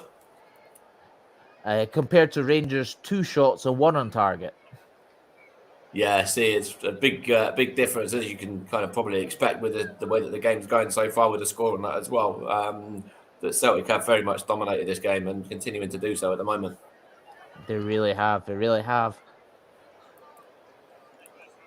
Giovanni Van Bronckhorst just trying to get a little bit of encouragement into his troops there. He's not doing enough for my liking. Yes, I might be being a bit too critical of him at this moment in time. However, I believe I mentioned it in the first half. I personally would be on the touchline shouting and bawling at my players. He doesn't look like he's that kind of, obviously, and Postecoglou there is quite a calm and composed man. It looks like Giovanni Van Bronckhorst is very sort of, I wouldn't say composed as such, but very, he's not an animated kind of person, is he? He's not, but I think he needs to be, especially in a situation like this, because the calmer you are on the touchline, the more complacent your players will get, in my opinion. No, it's a very good point. Very fair way of looking at it. Yeah. And if you go back to the Graham Souness era, the Walter Smith era, that's the sort of manager you want. You want them shouting and bawling because they know what's at stake. They know what it's about. And that's why I'm a bit surprised with obviously Giovanni Van Bronckhorst having played for Rangers and playing in the derby in the early 2000s, that he's sort of seems that far detached from it. It's very baffling, really. Yeah, it's baffling and actually quite concerning how out of touch Giovanni Van Bronckhorst actually is. Yes, he's a Rangers legend as a player, but as a manager, if I remember correctly, you mentioned there's a chance here. Oh, and that's offside was that, but looked like Rangers were trying to play a little bit through in the middle, trying to get the ball to Kmart Roof there, and just tried to find Sakala, who was offside. But again, Rangers trying to make something happen, but it's easy for Celtic even defensively that time around. Rangers not really getting too many opportunities in the final third. Well, that's right, and like I was saying, you mentioned in the pre-match show, and I think during commentary in the first half, that no Rangers manager has won their first Old Firm game. Is that yes, correct? That's right. Yeah, it is. Yeah. That's an astonishing stat, and that's quite a worrying stat as well. Oh, that's a late challenge. I don't know whether it was Russ that actually mentioned that. I don't know whether it was the first game in Old Firm, or it might actually be their first game in charge as manager, I believe. I'm not too sure, but anyway, I think it's. I think it was the Old Firm game as well, which you mentioned. So yeah, it is a very worrying stat for Rangers fans. That is the case. Yeah, That is, yes, and yeah, I really don't want to say this, but going by this performance tonight, Rangers will not retain the league title. it's quite an interesting one there, and of course, this would be their first defeat since August, as well, as we said about when they lost 1-0 to Dundee. And of course, Celtic have already lost 3 games this season, and this would be Rangers' first defeat, and it would be Celtic overtaking them at the top of the division as well, top of the table. Yes, that's right, which is a major blow. However, you could look at it this way: Rangers winning and Celtic going top, it might give them that encouragement they need, and it's a proper title race. However, after going unbeaten in the season last season, this is very worrying. I just noticed that the referee's gone off to speak to what looked like a safety steward there. One of the stewards, and then they pointed to obviously the Celtic fans in the stadium. Obviously, they've got it looks like phone lights or their phone cameras on. Maybe it's to do with that. I don't really know. So the phone lights are on because in the 67th minute of a game, the Celtic fans paid tribute to the Lisbon Lions who won the European Cup in 1967. Okay, so that's excellent to hear that they remember that. Yeah. So that's what the phone cameras and stuff is about. I don't know if there was maybe a bit of pyro or something in the alongside it. Yeah, I'm not too sure. Maybe from earlier on in what happened. Obviously, the start of the second half as well with the Celtic fans. Maybe at half time, maybe they were. I'm not too sure really, but it's baffling. It doesn't matter too much anyway. It's nothing too dangerous or too worrying or anything like that. So we don't have to worry too much about it. It's exactly. McGregor now trying to play this one forward, looking for the on-run in. I think that's was that Forrest that time? I think it was. I think you're right. Yes, I believe it was James Forrest. And he just couldn't quite get on the end of it. And Rangers have it back now. About 20 minutes or so to go, and Celtic still cruising in this game 3-0 with Atete getting 2 goals and an assist for Abada as well, who's since been substituted, of course. The man that was actually substituted for James Forrest. And Rangers, of course, brought on 3 subs at half-time. And so 2 more remaining for them if they want to go to their bench again in the closing stages. And still 3 more potential subs for Celtic. And I wonder whether we'll see any of the younger men, maybe the likes of Duke, who's on the subs bench for Celtic as well, maybe for the final 10 or so minutes. Well, that's right, yes. I wouldn't be surprised if we see someone like that, or even I wouldn't be surprised if Sorrow comes on. It's a shot. Oh, it's a claim there for a penalty, but the referee's not going to give anything there.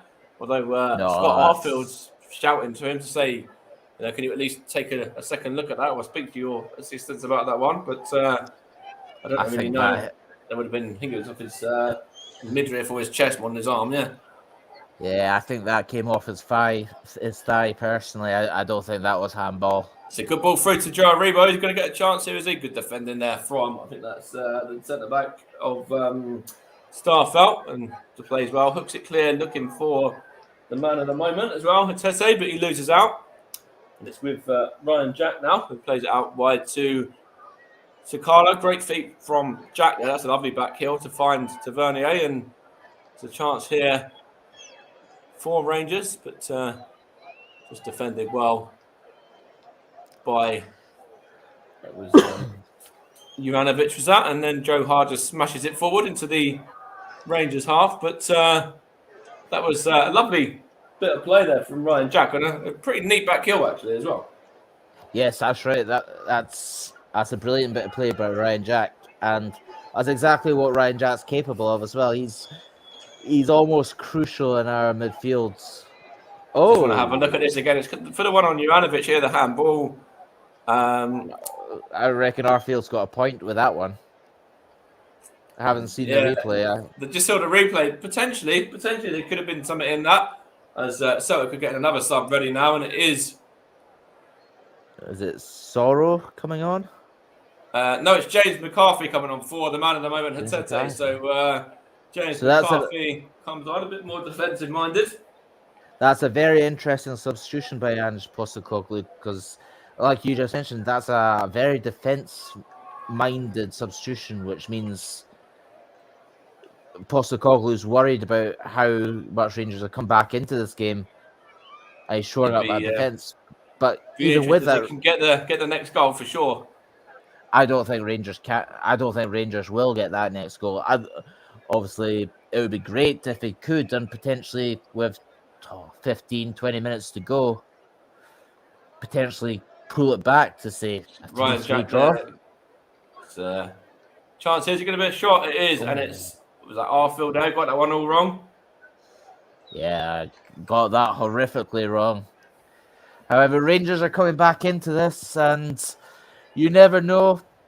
With about 15 minutes left, they could snatch a goal, and the Celtic defence could start to crumble, but I doubt it'll happen. And it's just an interesting point that you've made there, but Rangers coming back into it because they have actually looked a lot better in the second half. Of course, keeping the score just to 3-0 at the moment as well, not conceding any more goals as well, on top of what they've already conceded in the first half, and they've looked, a bit more defensive mind. Well, not defensive minded, but better defensively and actually attacking better in the second half as well. I should say. Sorry. Yes, that's right. Rangers have been so much better this second half, and which makes me wonder, why is it taking like 70 minutes or 60, 70 minutes till, Yeah, it should have started like this, and maybe we wouldn't be 3-0 down, but that's football, isn't it? It's so unpredictable. And I suppose once you've got somebody like Hatete who Celtic have got, and he's on form, and this is only, I think, his fourth start for Celtic as well today, and he's already got himself 2 goals and an assist today there, and he's looked very, very bright. So the fact he's come off, I'm sure, will play a part in this final 15 minutes now, and it might even give Rangers a bit of confidence if they do get the next goal, knowing that the star man for Celtic on the night is no longer going to play a part in this game now. Well, that's right, and we all know that Joe Hart's prone to the odd howler or two. Yeah, absolutely. Yeah, in his days in England, and even when he played for England as well in the internationals, he has done. Yeah, that's it. And Rangers really need to capitalise on that and really start pushing that Celtic defensive back line. That's a sloppy ball down. They got a second bite. The cherry did the Celtic man. I think it was Carter Vickers there. I'm not too sure. It was Stafford, one of the defenders anyway. Just got away with it the second time and were able to get it clear. And there's a booking here for who was that? That is Bannigan. Is that Leon Bannigan there? He's lucky not to see red for that challenge. That's a very late one. Is that on James Forrest? Was that? Let's see. Yeah, that's on James Forrest. Yeah, it was. Yeah, it was a very late challenge. Yeah. He's lucky to escape red for that. High feet, studs showing. By the letter of the law, that's a red card, so he's got away with that one. It's a very dramatic game. I know obviously the score is in favour of Celtic 3-0 at the moment, but it's not had any lack of controversy in this match anyway, which is always good to have a bit of drama in these derby games. Exactly. Oh well. It's not just the derby days in Scotland that have the drama and the controversial decisions. I'm just waiting for the 3 magic words of penalty to Rangers. I'll have to wait and see. Oh, that's a late one as well. That was who was at that time? One of the substitutes again, was it? Was that Maeda? That's a late one again. Yes, that's right. Yeah. Again, how's that not a booking? He's got away with that one for sure, especially when you look at Bannigan's there. He's got himself a yellow, and Maeda there just gets away completely scot-free, which is, I don't know whether that's, anything to do with the fact it's a home game for Celtic in front of their own fans, because sometimes that does come into play, even though it really shouldn't. It can well do. Yes, exactly. You're spot on there, and I'll bring it back to Leon Balogun getting booked, narrowly avoiding a red card, in my opinion, for something very similar, and Maeda not getting even a yellow card for that. It's, Both are very fresh off similar the kind bench. of, very similar kind of challenges really as well, I thought, yeah. I don't want to criticize the officials too much, but if you're going to book one player for a similar challenge, you've got to book the other one for doing something very similar as well. Yeah, no, 100%. Here's Ryan Jack now as he shoved to the floor there he was as well. So free kick here for Rangers now.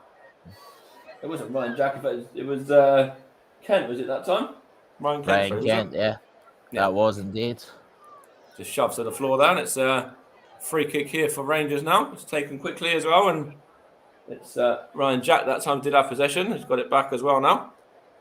Just playing it around here out wide. Of course, you're listening to the commentary hub as well, and you can check us out on social media, Facebook, Twitter, and Twitch as well. I'll give you all those details shortly once we have this next corner, which is just going to go in favour of Rangers there. And it's decent ball in, but headed clear from, I think that's Carter Vickers that time, the on loan defender there. Yes, Cameron Carter Vickers, the American international, clearing it away there. He's been a terrific signing for Celtic this season. He's obviously on loan from Tottenham, isn't he, in England as well? Yes, he sure is, and I believe Celtic are. Oh, what an effort that was! Wow, not too sure who that was, but that was save from Joe Hart. I don't know whether he got a fingertip to that or not. That was Ryan Jack with a thundering strike. Thunderous long range effort there. I don't know if Joe Hart got a save there, if he got a touch to it, because if he did, that's a fantastic save. I think he got the fingertips on it, but I'm going to say that Ryan Jack just rattled the crossbar with a shot from 40 yards out? 45 yards out, and almost we need more of that. Inches away there from the Rangers midfielder, yeah. And that could have changed everything with roughly 10 minutes to go or so. So Rangers getting a little bit into the game now and fouled as well. So Celtic just trying to stop the play a little bit, kind of stop Rangers from getting too much momentum now.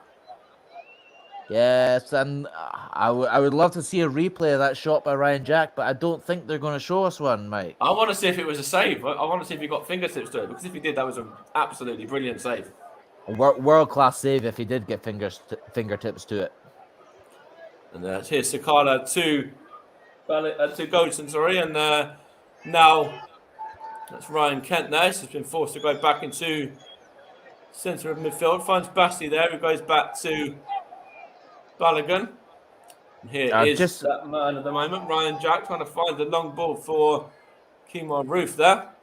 And it's with Ryan Kent and then Kemar Roof once more. There's going to be another effort, is it? At a goal here now from Aribo. No, it's good defending that time from the Celtic men on the edge of the box. And it's now a bit of a run there from, that was Maeda, wasn't it? And it's seen back to the goalkeeper, McGregor. But what were you going to say there regarding the point you were just about to make? I've just been made aware that Ryan Jack, every time Ryan Jack plays or starts a match for Rangers, we tend not to concede a goal, which we still haven't conceded since he's been on the pitch yet. Which is actually quite a major stat, because it just shows how weak Rangers are defensively, that we rely on a defensive midfielder to keep clean sheets. And he has changed the game since he's come on in Rangers' favour as well. He had that chance and he was in possession there just a moment ago, but good defending from, I think that was Carter Vickers possibly, but it looks like, potentially Giovanni Van Bronckhorst, if he started him, might have had a bit of a different outcome, because he has looked very bright in the second half, which Rangers can certainly take a lot from. Yes, exactly that. And in my opinion, Ryan Jack needs to start every game, because it's clear that he's changed the game for Rangers. I mean, brings back to my point in the first half. If you're fit enough to be on the bench, you're fit enough to start. No, that's completely right. And he's, what I like about Ryan Jack in this half as well, he's getting the ball to feet and He's looking up, and then if he can't find a man, then he'll take a touch and then go side or go backwards. And he's looking to try and get the ball moving forward as much as he can, though, which I like. And then obviously taking that shot as well, bit of a risk. And he's actually looked pretty good with his feet as well. Some nice touches like back heels and things like that too. A bit of skill. Yes, Ryan Jack is a crucial player. He, just like you said, he picks his head up, looks for that pass, looks to see where people are moving, and there was none of that in the first half. A wee fun fact for you: Ryan Jack's first ever goal for Rangers came against Celtic in a 1-0 win at Ibrox, where he nutmegged Scott Brown. Oh, lovely! That's to nutmeg somebody of Scott Brown's quality is it shows the kind of player that he is. He shows he's very, very talented and top quality player. Exactly, yes, and Ryan Jack doesn't get the recognition he deserves, and it's the same in the Scottish national team. Every time Ryan Jack plays, Scotland tend to either win or draw. Without him in that team, Scotland are very, very poor. He's only relatively young as well. In fact, he's only 29 years old, so still got Exactly. to be quite a while in him yet. And they're going to show this effort now. I think he has got a glove for that as well. Let's see. No, he's no touch on that. That's just rattled the crossbar. That's just smashed the bar. It did look like he got a glove on it, or potentially got a glove on it, but inches away there, Ryan Jack, a few minutes ago, from making that 3-1 and giving Celtic something to think about in terms of an opportunity for Rangers maybe to get back into this game as well. That shot deserved a goal.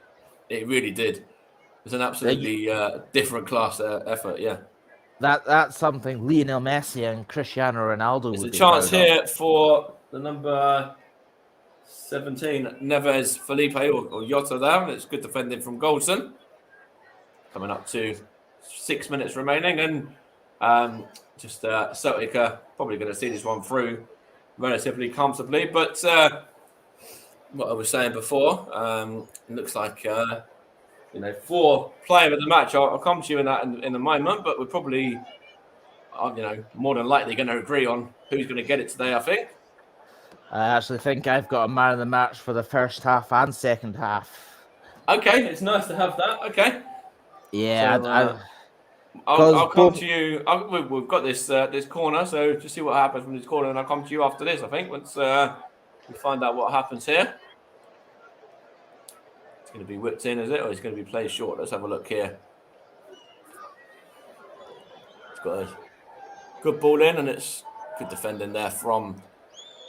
There's an opportunity there from McGregor, and now who's that there? Is that Felipe? I'm not too sure, but anyway, it's with the substitute. Is that Forrest? And he's fouled Basti there, is he? And a bit of melee there, and a free kick to Celtic anyway. I think there was the two Nigerians, Aribo and Basti, was it there? That is the two Nigerians. You're spot on with that, and I don't know what James Forrest is complaining about. He's barely even touched, where he's claiming he got injured. No, he's up to his feet and absolutely fine to carry on. Yeah, he's trying to do a bit of time wasting, the classic pull a hamstring or fake pull a hamstring. There's a chance here for O'Reilly to whip this one in, the former MK Dons man, of course, and it's taken a touch over the top there from McGregor to push that one over the top for a corner. That's a big save by Alan McGregor. That looked like it was looping in at the far. It was dipping. No, it was certainly dipping. Yeah, it was a very good save. And again, we can come to Alan McGregor for how he played in this game. He's looked very, very lively with some of the stops that he's made. He made sort of 4 in the first half. I think he's made 1 or 2 in this second as well. Yeah, well, I think I referred to it in the first half.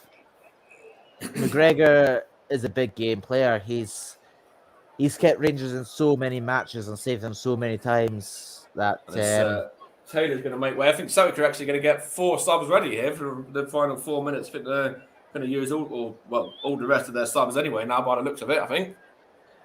So if my maths are right, that's another 2 substitutes they're allowed. Let's have a look. I know they're bringing on. Well, Taylor's coming off anyway. I don't know if was that because there might be some of the players that have come off earlier on in the game. I don't know. They were sitting behind him, maybe. Yeah, but it's or are they making another sub there as well? Anyway, 2 player of the matches. First half and second half. Let's go first half first then. So first half will have to be the goal scorer of the 2 goals, Rio Hatate. Yeah, you got the assist obviously as well. Yeah. Yeah, and for the second half, it's got to be Ryan Jack. But overall, Hatate gets my man of the match for the full game. Yeah, that's very, very fair. And unbiased as well, which is nice. Yes, yeah, I've got to try my best. Even though it pains me to say it, I've got to try my best. Yeah, you've done very, very well. Here's the other substitution as well, which O'Reilly's coming off there and Sorrow's coming on. Don't come on for Yotto as well. That's an interesting substitution by Postecoglou. It is, yeah. I'm intrigued to see how many minutes are added on to this match, given that Celtic have used all 5 substitutes and there's been a few stoppages. Yeah, there could potentially be, 5 minutes of added time, maybe at the end of this game, maybe, yeah. Potentially 5 minutes. I would say more realistically, we're maybe looking at 3 or 4 minutes added on. Yeah, very possible, yeah. So it's also the sort of game where you'd be quite happy for 10, 15 minutes added on if you're a Celtic fan. And if you're a Rangers fan, you'll probably be quite happy if you get 10 or 15 seconds. As a Rangers fan, I'd be quite happy if the match ended right now. A minute and a half early, yeah. Exactly, yeah. But no, Celtic have certainly done very, very well within this game, and have actually deserved this win as well. No doubt. If you wanted to check us out on social media, by the way, it's the Commentary Hub on Facebook, facebook.com/the Commentary Hub, and also on Twitter, we've got at Commentary Live 1 as well, which is what I was going to mention earlier on, because we've got some action across the rest of the week as well, including myself back on Friday for Manchester United and Middlesbrough alongside Luke Turton, as we bring you Manchester United's FA Cup tie there. And then on Saturday, we've got Kidderminster against West Ham, the Premier League side against the non-league side there, which can be a tasty FA Cup tie with Nicholas and myself. And we've also got Russ doing an FA Cup game on Sunday. We've got JB doing a game as well. And we've got a lot of the FA Cup games, in fact, being covered over this weekend. Chris Whiteman and Trevor Sports are back for their return as well. So lots to put your ears to across the weekend. Yeah, it looks like it's going to be a great weekend of football in the Commentary Hub with all the FA Cup games, and hopefully there's a fair few goals in an action-packed game like this evening's. I'd love it if it was an upset as well. I'd absolutely love Kidderminster to beat West Ham. That would just be that'd be the magic of the FA Cup for you. That would be indeed. We need some cup sets this weekend in the FA Cup, whether it's Kidderminster, whether it's Plymouth Argyle against Chelsea. Yeah. Well, that's it. I mean, Chelsea have history of going out to lower division teams, haven't they? Yeah, lost to Bradford a couple of years back, yeah. Rangers fans will remember that one well because a certain Andrew Halliday scored in that game. He did indeed, yes. Absolutely, yeah. And, of course, there's a few other games. Bournemouth are hosting Boreham Wood as well, so high-flying Bournemouth for the Championship. Got a tricky tie against the non-league Boreham Wood. And I was right with the 5 minutes of additional time as well, by the way. You were, yes. I wasn't expecting that. I was expecting closer to 3-4 minutes, but that's a good call. That's a very good call. And it's just a ball there from Balogun looking for Tavernier. He's going to get a shot away. No good block there. And hook clear from, I think that was that Juranovic? In fact, was it Greg Taylor? No, Greg Taylor come off, didn't he?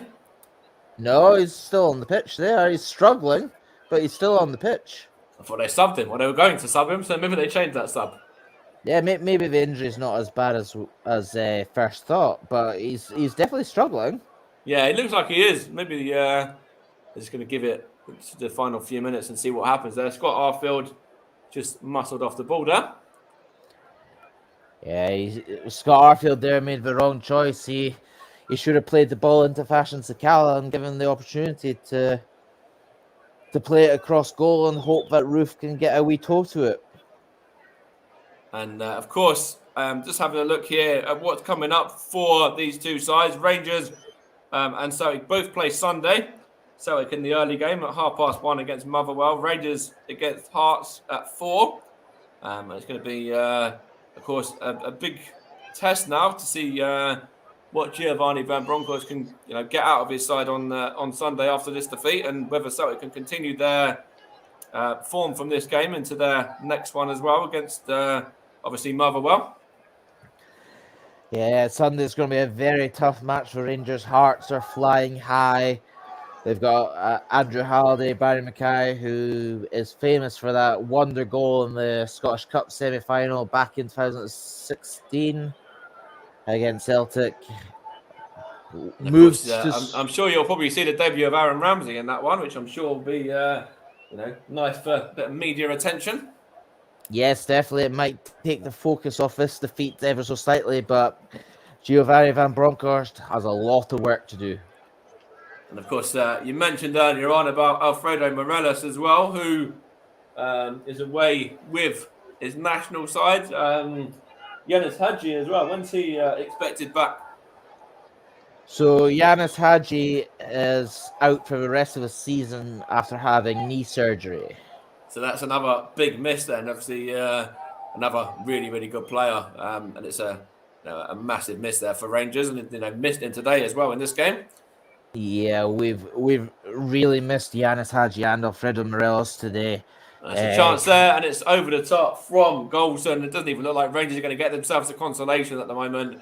It's a good ball in, and Goldson was up from the back, but just headed away and sort of wide of the goal there. It was Ryan Kent's ball in originally towards the defender up from the back, and in fact, it was just over the top of the bar rather than wide.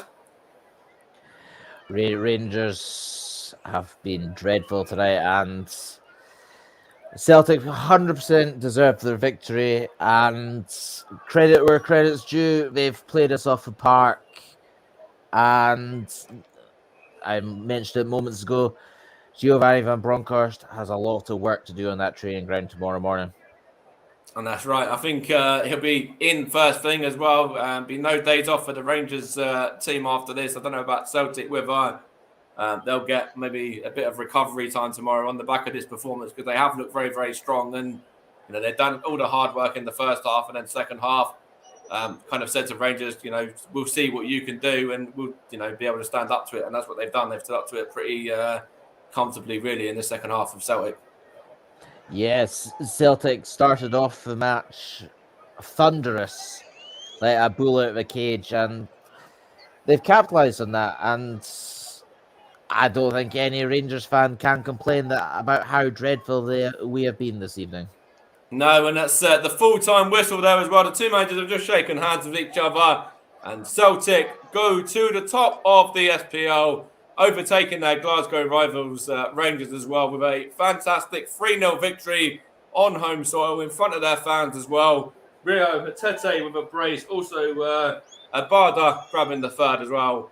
Rangers very lacklustre, Celtic very, very good, and deservedly top of the league after this performance. Now, what can Giovanni Van Bronckhorst do in their next game at the weekend? How are they going to bounce back?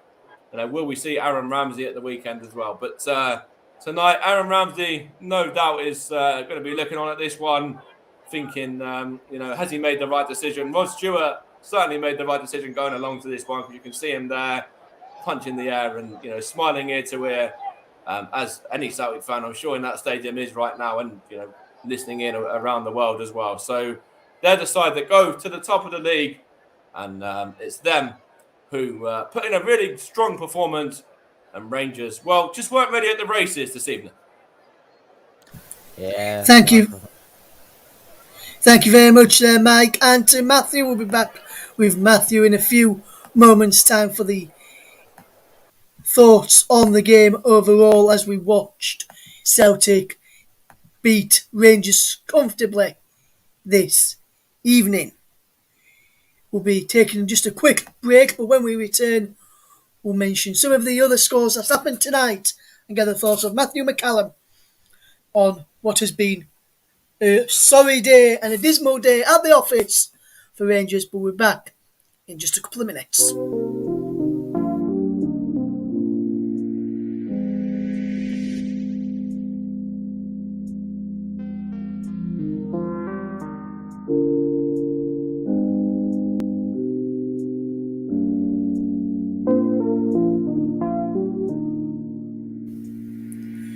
Welcome back to the Commentary Hub's coverage of the Scottish Premiership clash between Celtic and Rangers in the Old Firm derby. And it was Celtic who ran out comfortable winners in the end by 3-0. Before we get the thoughts of Matthew McCallum this evening, let's run you through some of the other results and latest scores from all the other matches taking place this evening. Starting off in the African Cup of Nations, and Burkina Faso lost 3-1 to Senegal in the semi-final. Senegal will now play the winners of Cameroon or Egypt in Sunday's final, who will go through to that one. And we could potentially see the all Liverpool strikers affair if Mohamed Salah helps Egypt to the final of the African Cup of Nations.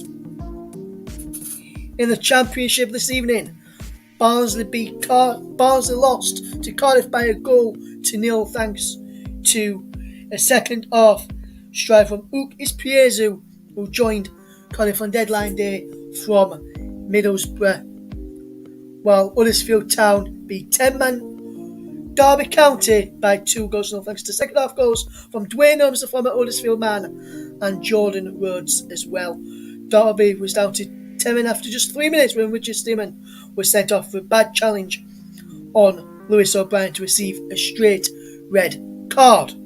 So the Championship table, with what that result means, Barnsley remain bottom of the table after their defeat to Cardiff. Cardiff are now on to 29 points.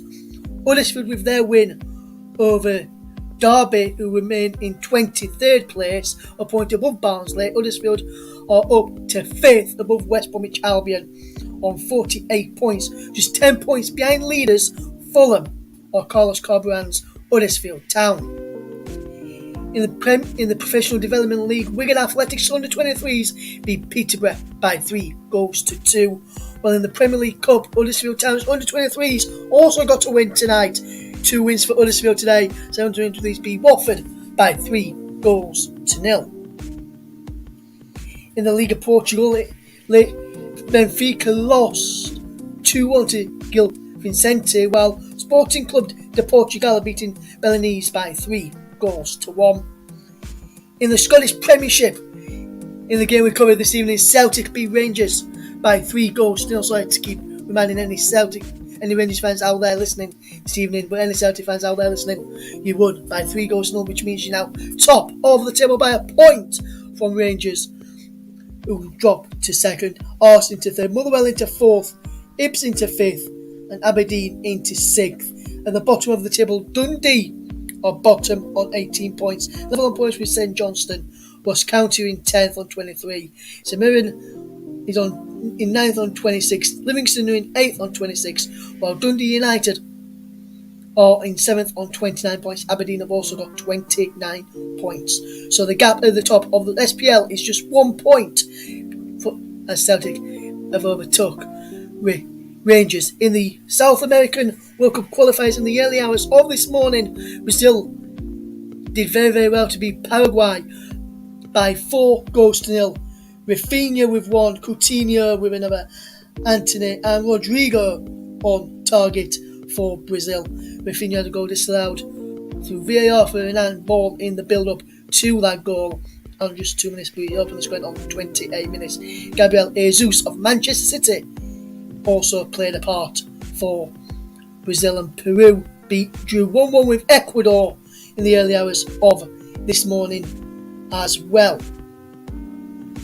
Also in some other matches, in the Copa del Rey in Spain, Real Vallecano beat Mallorca by a goal to 0, while Valencia beat a leading Cadiz by 2-1.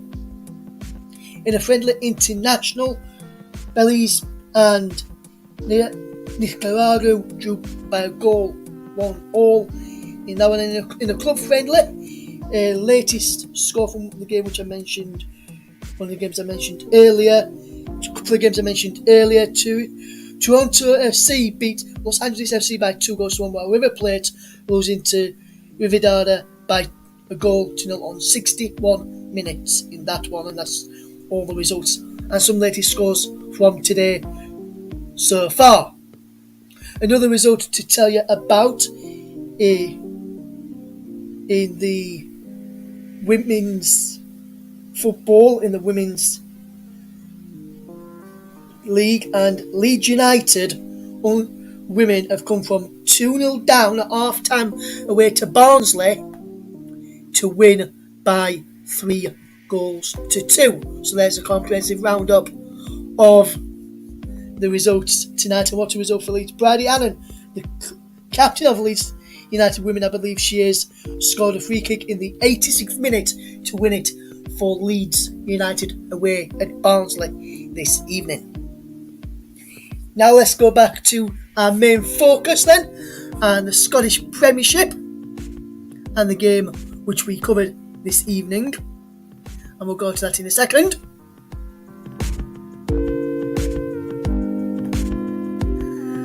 And we're fetching your co-commentator Matthew McCallum, and Matthew, was a very bad day at the office for Rangers, as I mentioned when I read out the scores in the end, and it was a bad day at the office as they lost by 3-0 this evening. And Matthew, what's your overall thoughts on the game? Obviously, as we could tell throughout the commentary, you're a Rangers fan, and I already knew that from speaking to you before you joined the channel. But what was your overall thoughts on the performance from Celtic this evening, who are now a point clear at the top of the table? Celtic, quite plain and simply, outplayed Rangers. Rangers looked to me like they didn't have a game plan. They were lethargic. They didn't look like they could be bothered playing the match. I don't know what Giovanni Van Bronckhorst said to them before the match, but whatever he said to them was completely wrong, and Celtic deserve a credit tonight. They turned up, Rangers didn't. A lot of questions have to be asked about that team selection by Giovanni Van Bronckhorst, especially with a fit Ryan Jack on the bench and a fit Leon Balogun on the bench. Why did those two players not start? Because they made a major difference in the second half. And Connor Goldson and Borna Barisic need to take a long, hard look at themselves after the defending for all three goals. Yes, absolutely. A better second half performance from Rangers in the end compared to the first half as well. We'll fetch Mike in just a second, as I think he's got a question for you. But just before we go to Mike, obviously you mentioned there that Jack and Barisic made a difference at half time. Would you have started both of them in the first half in tonight's game, Matthew, or would you have? How many changes would you have made from the start of the game today? Would you have made those two changes? Yes, I would have completely, and I believe I said during commentary, if you're fit enough for the bench, you're fit enough to start. And it's common knowledge that Ryan Jack is a key starter for Rangers. He's a key player. He's the heartbeat of that midfield. And in answer to your other question, the players I would have actually started from the bench this evening is Liam Balogun, Ryan Jack, Fashion Sakala, and the young teenager Alex Lowry. Why Giovanni didn't make all 5 substitutions, given that he could make all 5 substitutions, whether it's bringing Stephen Davis on to shore up at the midfield even more, Cedric Itten played 2 up front with Sakala and Kent on the wings. I don't understand what was going through Giovanni Van Bronckhorst's mind tonight. That was I think there's only one word to describe that performance, and that's shambolic.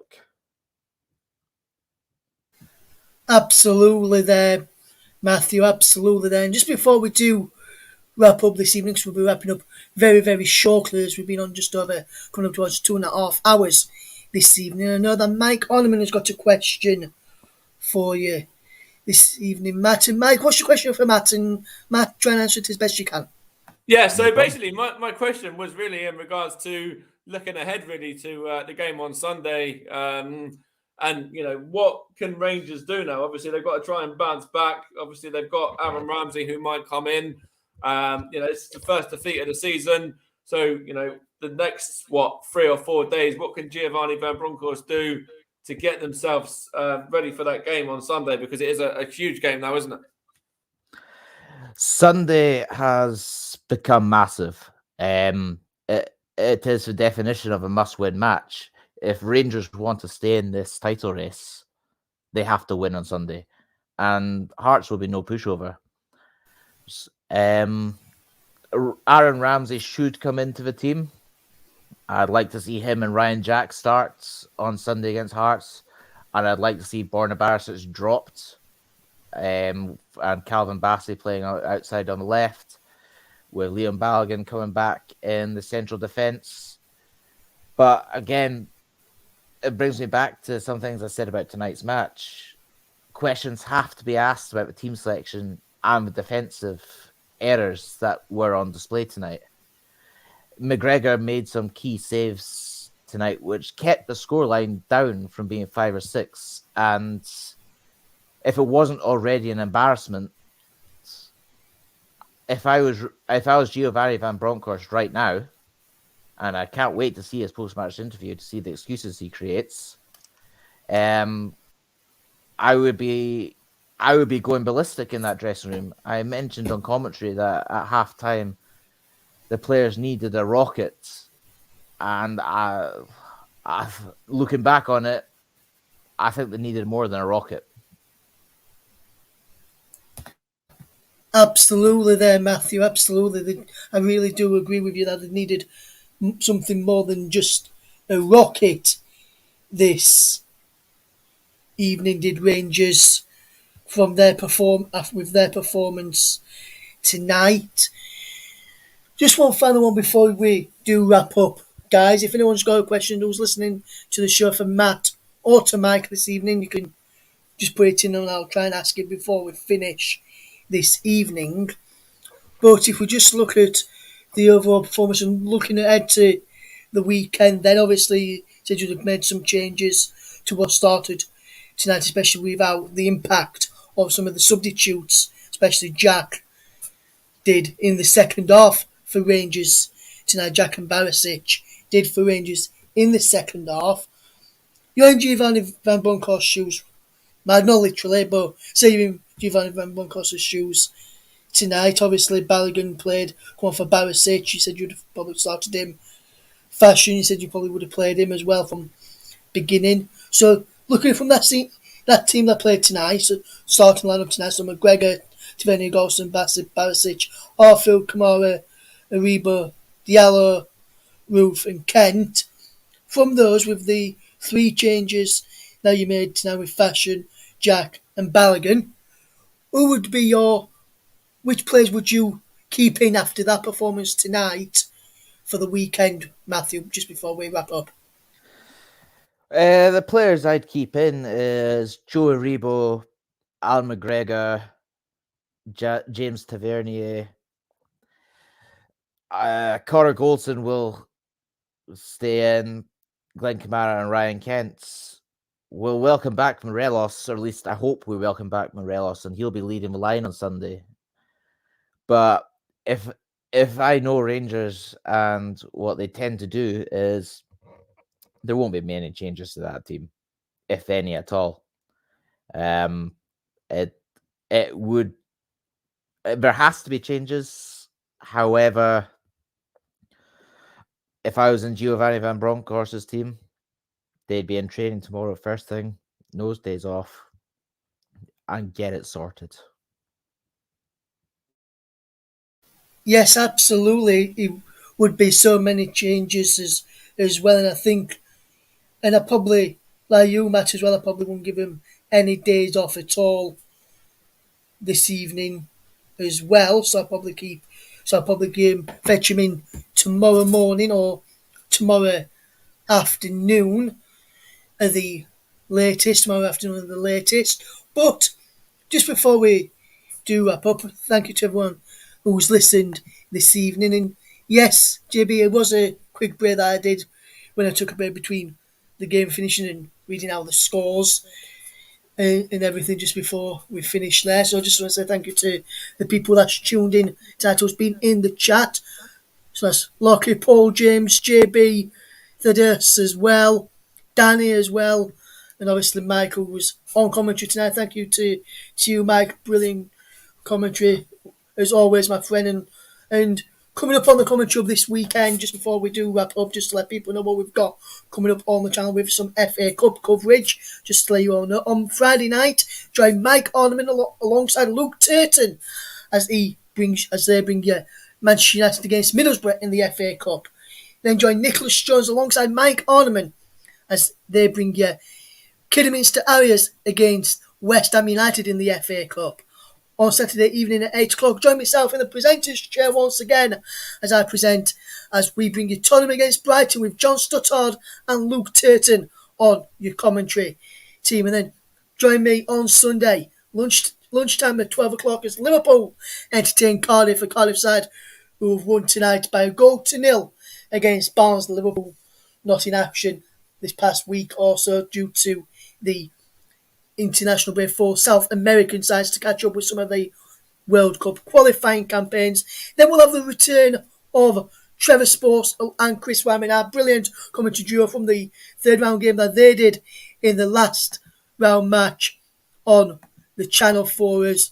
They are back in action again on Sunday when they will bring you brilliant coverage of Nottingham Forest's game against Leicester in the last round. Trevor and Chris brought you brilliant coverage of Manchester United and Aston Villa. And on presenting duty on Sunday afternoon with the kickoff at 4 o'clock, it will be JB and he'll be presenting the coverage for you there as well. So we've got a great team and great coverage on the channel coming up this weekend. We just want to say we are in partnership for the season with the streaming app called Melon. Visit their website at melonapp.com. Also, you can visit our Twitter feed as well, Commentary Live. Want to find out what games are coming up. I'll put them on there with who's going to be commentating as well alongside, so you know who's going to be bringing you which coverage of each of the games. And also, like us on Facebook as well. Just go to facebook.com/The Commentary Hub. Capital THE commentary, capital COMMENTARY, capital HUB to get us on there. And the Twitter is at Commentary Live One, so that's commentary with a capital C, live with a capital L, and the number 1 at the end of it as well to get you fixed over on Twitter as well. And just before we do finally wrap up, Mike Onman has just got one final thing to say to us. And Mike, what's that for us, my friend? It was actually Matt. Matt just wanted to make something. He's got a point he wanted to make. He wanted to say something. It wasn't me, but it's Matt. I wanted to just mention something. Yes, sorry about that, Mike. I thought it was you there, but Matt, over to you, my friend. What have you got? What do you want to tell us about Matt? Yes, I basically just wanted to thank all the listeners and thank you to the Commentary Hub itself and to Tom, Lockie, JB, Tom, and Mike for tuning in and watching the stream. I hope we did it justice. And Tom, you're in America, so I hope the American fans and viewers are happy with the level of commentary that I gave you all. And we look forward to welcome you onto a stream in the near future. Yes, thank you there. Some shout outs there from Matthew McCullum as well there. Thank you to anyone who's listening to the show tonight or on the playback. That's all we have got time for this evening. A very big thank you to everyone who is tuned in this evening. We really hope you've enjoyed it. From myself, from Mike, and from Matt. Thank you very much for listening. Mike will be back for you on Friday to start our FA Cup 5-game bomb with a brilliant time as Manchester United host Championship side Middlesbrough. Can the Championship side cause an upset? And will we have an upset on our hands on the channel as we try and fetch you on as Kidderminster Stories take on West Ham as well? Cardiff travel to Liverpool, Brighton travel to Tottenham, and Nottingham Forest play host to Leicester. Forest scores an upset in the last round, knocking out Arsenal. Can they knock out another Premier League side in Leicester City on Sunday? From all of the team here, thank you very much for listening, and we'll see you all very, very soon. Goodbye for now.